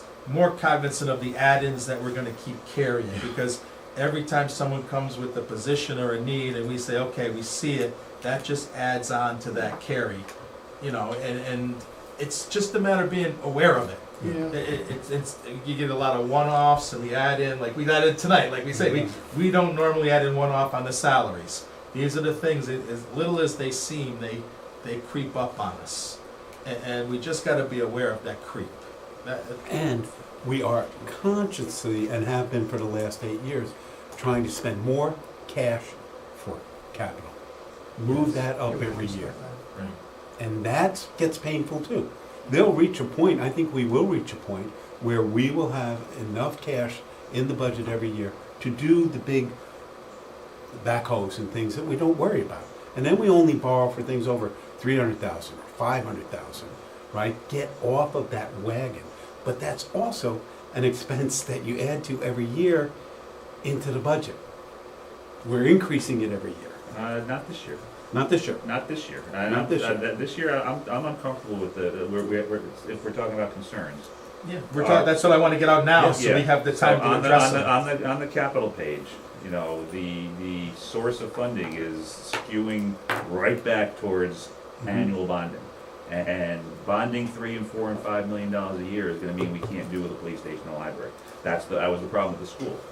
So, I don't know, That's again. a real concern. It's a real concern. We're all we are funding currently this year in this budget is paving and reserves. We are funding nothing else currently. Everything else is either one-off revenue or Yeah. bonds. And when the one-off revenue goes away, it's all gonna be moving to bonds. And if you're doing that much in bonding, you're gonna get in the way of the long term. So as we're talking over the next couple of weeks, I'd like to both talk about cutting some of the capital and not bonding it, Mhm. and moving some of the capital to current and cutting something else to stay in the mill rate that we need to stay in. Because that's something that I think is really gonna get in the way. That's why we're here, to Yeah. have those conversations. Yeah. Well, that's why I wanna have tonight, Yeah. to get this out, so we can Yeah. think about it when we get down to deliberations. And I know exactly. Brian's noodling over there as well. I think, I understand your Yeah. point, it's a good We discussion got to have. we got in trouble, I mean, we're not doing it, we're not bonding, you know, $10,000 for it. Right. But we're bonding $30,000 and $40,000 stuff here over 20 years. And that adds up. And that's what I wanted to use tonight for as well, to get these concerns up, because we only have 2 weeks to get this Right. done. So if you brought this concern up the Yeah, last exactly. day, we're gonna struggle to think about it. Yep. So that's why, even though we don't have departments here, I wanted to get some of these things out there, so we think about it during the course of the week, and then when we come to deliberations, we may be able to have a better discussion. Every decision we make, and I said this a couple months ago, every decision we make has to be weighed, what are we doing this year versus how are we accomplishing Those big projects. those big projects? And you have to weigh them both. And there's gonna be some belt tightening. It can't just be, we're gonna defer it in bonds, or we're gonna use one-off because then it'll add up. To your point, yeah, I mean, 2 years, for the past Right. 3 years we haven't, because it was paid currently Yep. 2.3 2 years ago and 2.1 last Right. year. Yes. So we're actually stagnant. Yeah.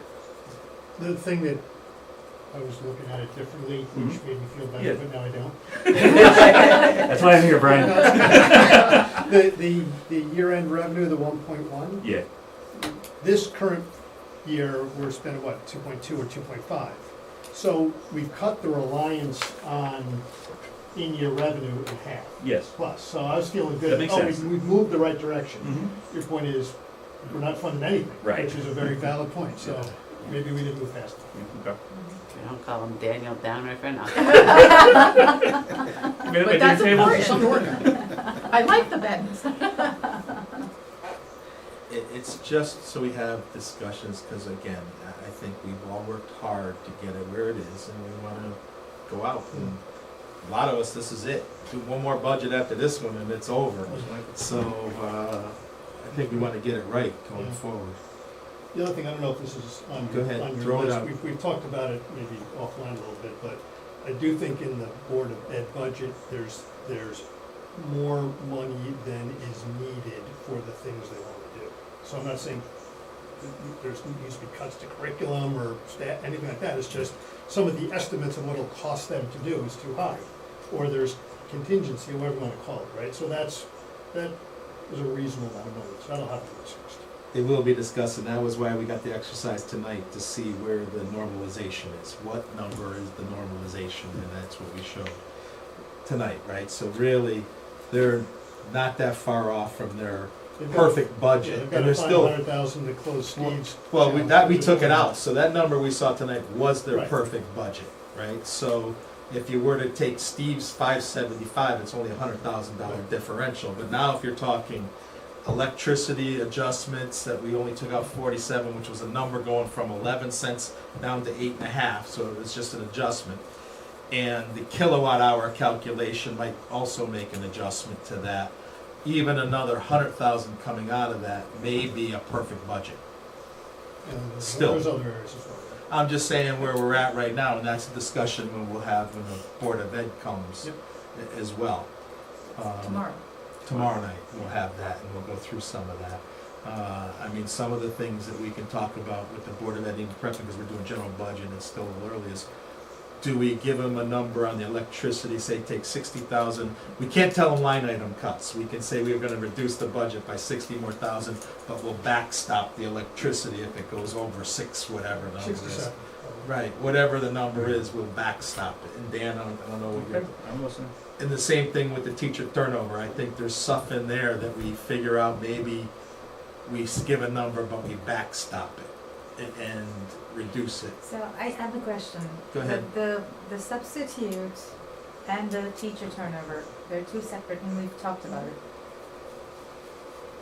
I think somebody said we should put them all together, and there was a discussion, but I'm not sure if we... Marcia will be able to talk to that. Bob talked about that at the Tri-Town meeting, and I didn't quite understand his purpose, because she would still have to calculate them separate. So what difference would it make if it was one line item or two line items? But then he did convince me, we talked again about it later, today, as a matter of fact, and it does, I see his purpose in that, because teacher turnover is something they can control.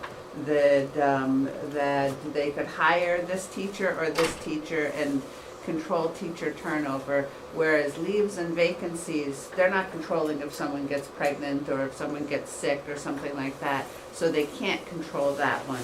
And so that was, and that made a lot of sense of why have them separate line items, is so you're monitoring one that's controllable and one that's not controllable, and you But don't. it's directly proportional, isn't it? When you have somebody out, you need a substitute. No, I think Okay. when we talk about the $200,000 savings in teacher turnovers, a teacher retires at 100,000.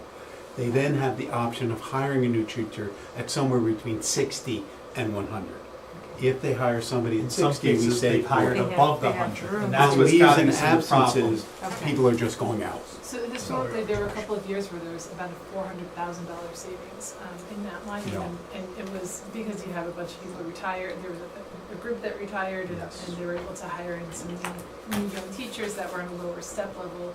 And so historically, there had been this like Glenn had examples of it, of course, with however many hundreds of thousands that they were saving in that. The last 2 years, they haven't realized it because they're finding the qualified teachers that they want to hire are coming in closer to what the people retired. So they're not getting that same savings. So But last the year, there were turnover no versus- savings yeah. in that. the leaves and abs vacancies versus substitutes, or that's the one that's proportional, that your teacher was out on maternity leave and they needed long-term sub. They behave similarly.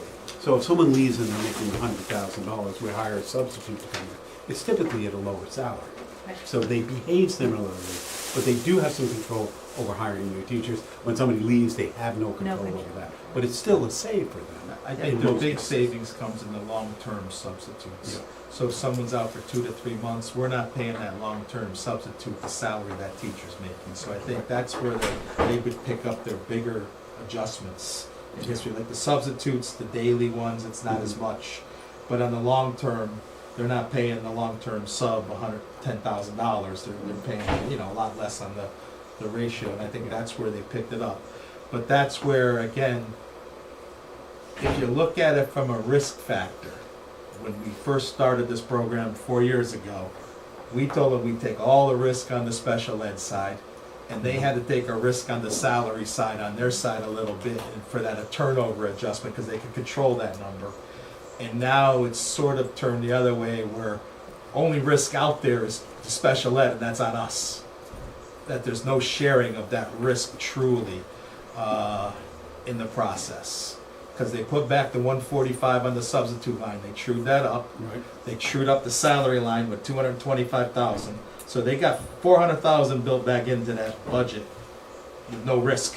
They didn't true up the 275,000 savings they got on, No, that only is 200,000 now for both buckets. right, so there's, It's a discussion, but I'm just saying the risk seems to have fallen more now on the town, because special ed is a big risk. right. Look, when I met with Dr. Burrell, and Casey, whatever, when that was, I told them I think there's at least, I told them there was 150,000 number. If they asked me my number, I'd say 150. They thought it was more like 50, which I put that number on the table. So I think when we do speak to them, though, we can only suggest where we see it. We can't talk line items. We gotta be very careful on the line item process of this. And again, somewhere in the middle we gotta meet, I think. And I think even like we're gonna face it, and I said earlier, this is a good discussion, is I think with the new business manager on the school side, I think with the added stresses on our safety staff and our EMSs and our fire and our health, we gotta be conscious of this is maybe a true-up year and a catch-up year in this budget as well. And I hear, I understand the concerns, but I think they brought up some valid points where the budgets on the Board of Ed side, where the budget was not necessarily correctly reporting for accounting reasons. In other words, the line item of the subs at 375, he was taking the savings and the cost and blending it into a number. In true accounting, you would put the substitute line, almost like Casey did as true accounting. And Marcia, back me up, please. Yeah. The expenditure's really 5 and change. We should have had another line below that stating the differential of the savings that we're looking at. They don't budget long-term subs. They use the savings from Right. leaves to So- fund that. In this process, and I know the grass and all this things I was trying to show is, I think we gotta be cognizant of, the Board of Ed is trying to get the numbers right for going forward and be able to account for it better, control it better. I think that Casey is in a control factor. She has to control the numbers, but she wants to control the numbers that she feels comfortable with. And I think there's gotta be a little give there. I think on the town side, like with the EMS and everything else, I know that it's gonna be a discussion that's gonna be difficult, but I think we've positioned ourselves where we gotta be cognizant of, this is maybe a year of catch-up. I think we lost a few years with COVID, all these things, we haven't had true budget years for a while. I think the past 2 years was difficult budget process, and I think now we're catching up. Dan, you can correct me. No, I'm not correcting a word. Let me shoot myself, I know, thank you. I do believe that. I think that even the personnel possible, I think it's better managed, I think it's gonna be better controlled. We gotta be cognizant of, this could be a catch-up year, with the caveat is, we put it on the next year, it's gotta be tight, really tight. So, go ahead, Dan, you're shaking your head. No, I heard you. No, hearing me and having an opinion is different. It's just my opinion. Yeah. I know. I'm not sure. I'm not sure what you mean by catch-up year, to tell you the truth. I know that they're cleaning some stuff up. I know that we're, but I don't know if I agree with the catch-up year. I think that they did a good job planning. We had a plan on the 3 years. Did a bit of an end around on a couple things. There's some numbers in there that I still question. I know we can't do a line item thing, but I do think that even that's, and I know where you're going with the true budget, and then cutting from there. I think that there is probably some room that we can. It's not, again, not huge. I'm not talking huge numbers, but I'm talking 6 figures that we can utilize in some of these other places in the budget. And I think we have to do our job in Right. optimizing it as much as we can, because that's our job, right? And I hate to do it. I hate to do it. I'm a big proponent of the schools, always have been. Eileen, your thoughts while we're just general talking, because we covered it. Just one more closing after we go around here is. Yeah, no, I think we need to look at those, the new accounting, for those few items that we've talked about, what do we really hold in contingency, on the school side? It's worked in the past, but we've now seen the trend for 2 years that some of those savings weren't, but as Bob said, that they have some more control over some of those things, the teacher turnover and whatnot. So I think we just need to look at it, but they're coming in.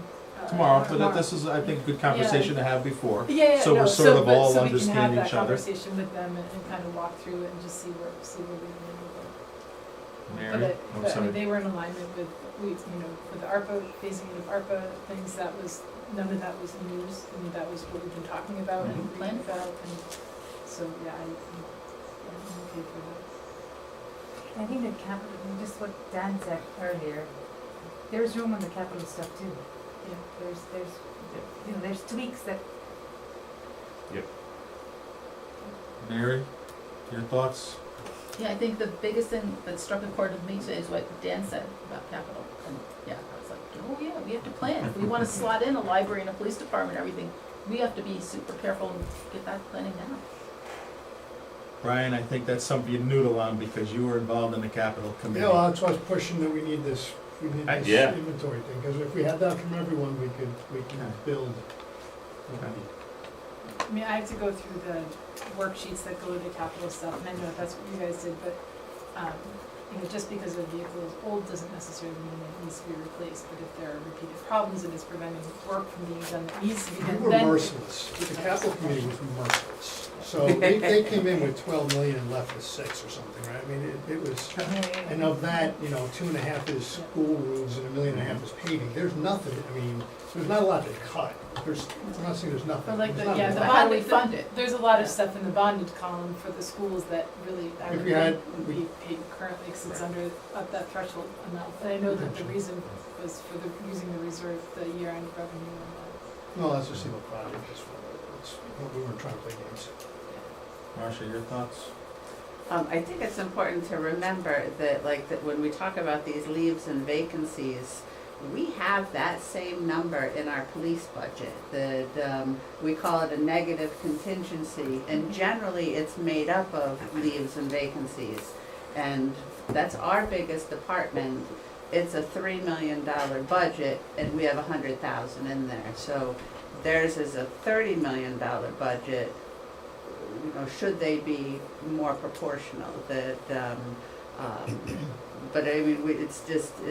we're doing the same concept on our side as we're asking them to do on their side. Steve, you heard all of us talk. What are your thoughts down at the end of the table? My concern is more of a long-term concern. This board has, for all the years I've been involved with the town, has done what they said they were going to do. If we take a contingency from the schools and put it on our side, and the schools come and ask for that money, we give it to them, right? And that level of trust and understanding has worked really, really well. What concerns me is, what about 4 years from now? We have a whole new Board of Ed, a whole new Board of Finance, and our Board of Finance says, you know, well, guys, I know that was the agreement in the past, but we're gonna continue to do that, but we're not gonna guarantee to fund you. I have a real concern over that. There's a trust level now, and it's really a gentleman's handshake. That's all Right. it is, I agree. And I think we should more formally put that down, so that there is an understanding between the boards in case, when we are all not here, or we move on to other positions, or retire, do whatever we do, that that understanding stays, because I think it works. And I think it's the right thing to do. But we want to make sure that it works on both sides, and that there's safety on both sides. Like, we're talking about the IT director, which we'll probably have more conversations about. We're creating a memo of understanding between the town and the schools. Who will do what to whom? How do you step out of that if you realize or think that it's not to your benefit anymore, either schools or the towns? Because when you get a combined service like that, you need that, right? To protect the employees, to protect the town, and to protect the process. And I think we probably should do that here too. It's not a critical thing, we have time to do it, but I'm concerned about taking too much from the school budget and putting it on the town side contingency. I would prefer to say to the schools, hey, we think you've got another $60,000 in savings for electric. We'd like you to leave it in your budget, but don't spend it. If you have the savings in 60, don't spend it. Right, but that's where we got a dean of students. Mm. I mean, that's my. I know what happened, and I'll agree with you, and this is Glenn speaking, not the board. Yeah.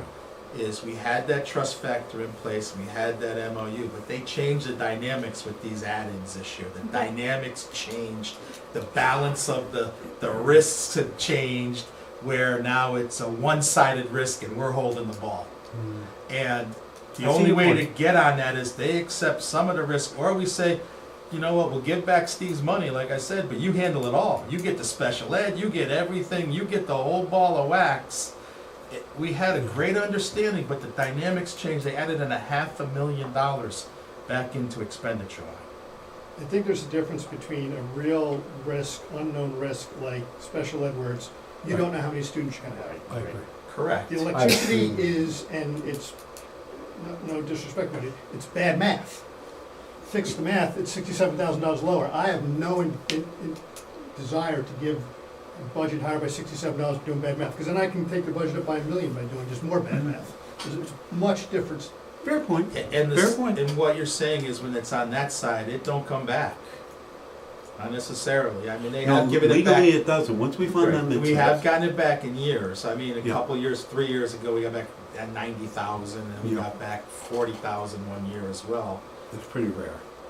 But it's been, and the dynamics have changed, and that's what scares me, is I agree with Brian. You know what, if the inflated number of electricity is 100,000 more, what's to present another number getting inflated by I 100,000? think you need to change you're making it sound like that's an intentional thing. No, And absolutely, wasn't, it's but absolutely not that's the tone that intentional. I'm starting That's to what hear, it- and I don't wanna hear that, cause that's not the relationship. By the way, it's the that exact we're going opposite. for. They finally got a lot of the data together to be able to do good math. So that's why I said, no disrespect, they did a really good job with what they had. Now that they've got the data, which they never had before, I don't think, a great job is being done by that team. So I absolutely don't want that. It's a very fair point. Fair point. That is a good throttle point. back. You know, because But- people but- will misinterpret the No, conversation. I that we're will having. throttle back on that, and I apologize, but I had a hard time with that electricity number, because I asked Ryan Rudnos to do an analysis on it. I asked, Brian has done an analysis on it, I've done an analysis on it, I've asked someone else to do an analysis on it, and we just don't get to those same numbers. And what scares me is the numbers also that were done by the engineers, and the projecting of that seemed to come in lower, so it But some, they that's corrected, really I mean, that confusing. came If in we as have a an good number now, adjustment.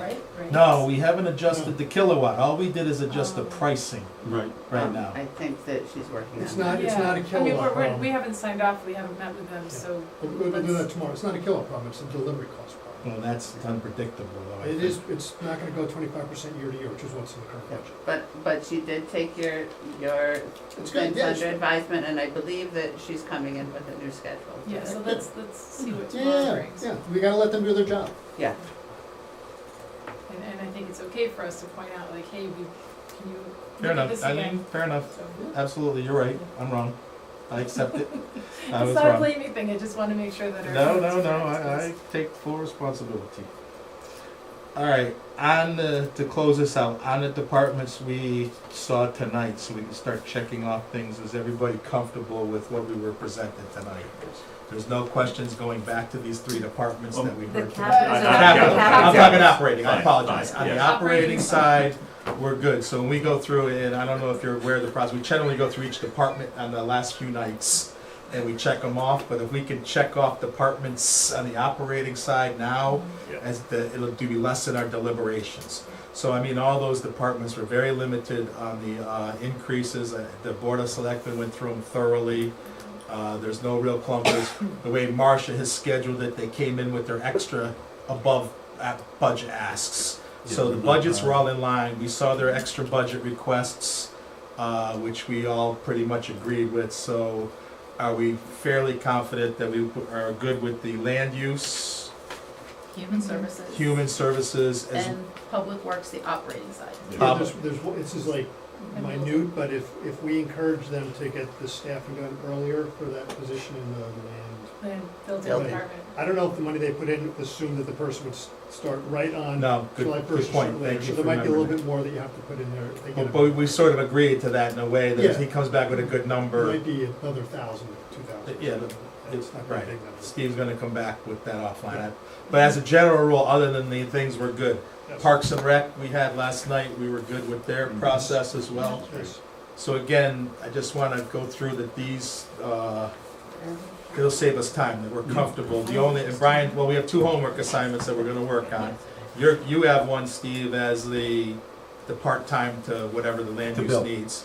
You're gonna come back with a number or a thought process or a new plan, of whether it's gonna be full-time, whatever it is, you're gonna come back with something. And we're gonna have the capital discussion at the Capitol. Now, we talked about this, the public meeting, when do we have to put that in? Are you gonna handle that with the town clerk? Yes. So April 4th, you're gonna handle everything. Yeah, I'm meeting with Tom Dietrich tomorrow just to go over the dates and when we have to do the public meetings and the announcements and things like that, and the public hearings and put it in the newspaper. And you're gonna do all the filing with Andrea, we don't have to do anything from our side. You may need to sign something, but if you do, we'll come to you. And I think they have to set their date at their regular meeting Right. next Wednesday.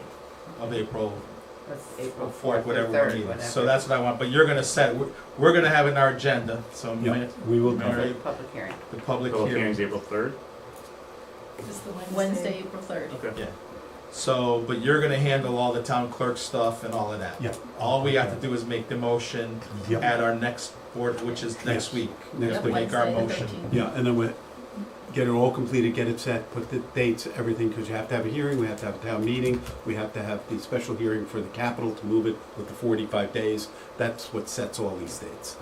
And the Board of Selectmen already set the date for Okay. the town meeting, which then sets the date for the referendum, May 21st. And that's May So tell me 7th. the So, first Tuesday of the month and then the two Tuesdays after. yeah, the third Tuesday. of the 7th month, right. and then the 21st. But are we having the capital discussion in the regular board meeting or before? What's on our agenda? I thought it was, I had capital on, so our regular meeting is a Wednesday, the 13th. right, I have capital the next day on the 14th. we want it after? We don't need it before? Or regular, they're all- You make a motion at one of your special meetings to push the budget along. You don't have to do it at your regular meeting. So we don't have to declare the capital amount at our, when we announce for the public meeting. We can declare that after, I think is what Brian's asking. In other words, Well, we just- we're setting a public meeting, but we don't have the capital number because it might change. Do we have to have that capital number? That's the question. Well, Thank you. Right, Prior you need the to specific setting the numbers or meeting. just the No, date? no, no, No, we've never done that. No, No. Yeah, sometimes yeah. I'm old now. I Yeah, lose no, it. We Marbles. do Okay. need to have that number when we publish. Right, The 19th of. right. Right, but we'll have that number the following night, more Yeah, than likely. you'll have that because we're number gonna the go through it. following So at a night. regular meeting, we're just establishing the date And of our I'll double public check with hearing. the town attorney that that's fine, At the end of this process, but we do we'll need have the the number for the specific numbers. notification to Give the Steve newspaper. for the public notice. Okay. All right, before we go, any concerns, anything? Brian, Dan, Good stuff. Mary, Eileen?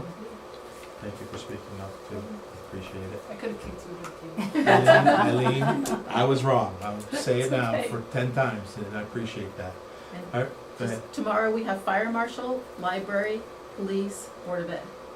So bring your Perfect. sleeping bags. No, 9 o'clock, we're out of here. I'm telling you, I That's have a wrong. prior engagement. All right, I mean, we'll be very Never efficient. left at 9. at that point, I'll make a motion to adjourn. Do we have a second? Second. All in favor? Aye. Aye, thank you. Didn't even check the I didn't know you were starting the meeting at 5?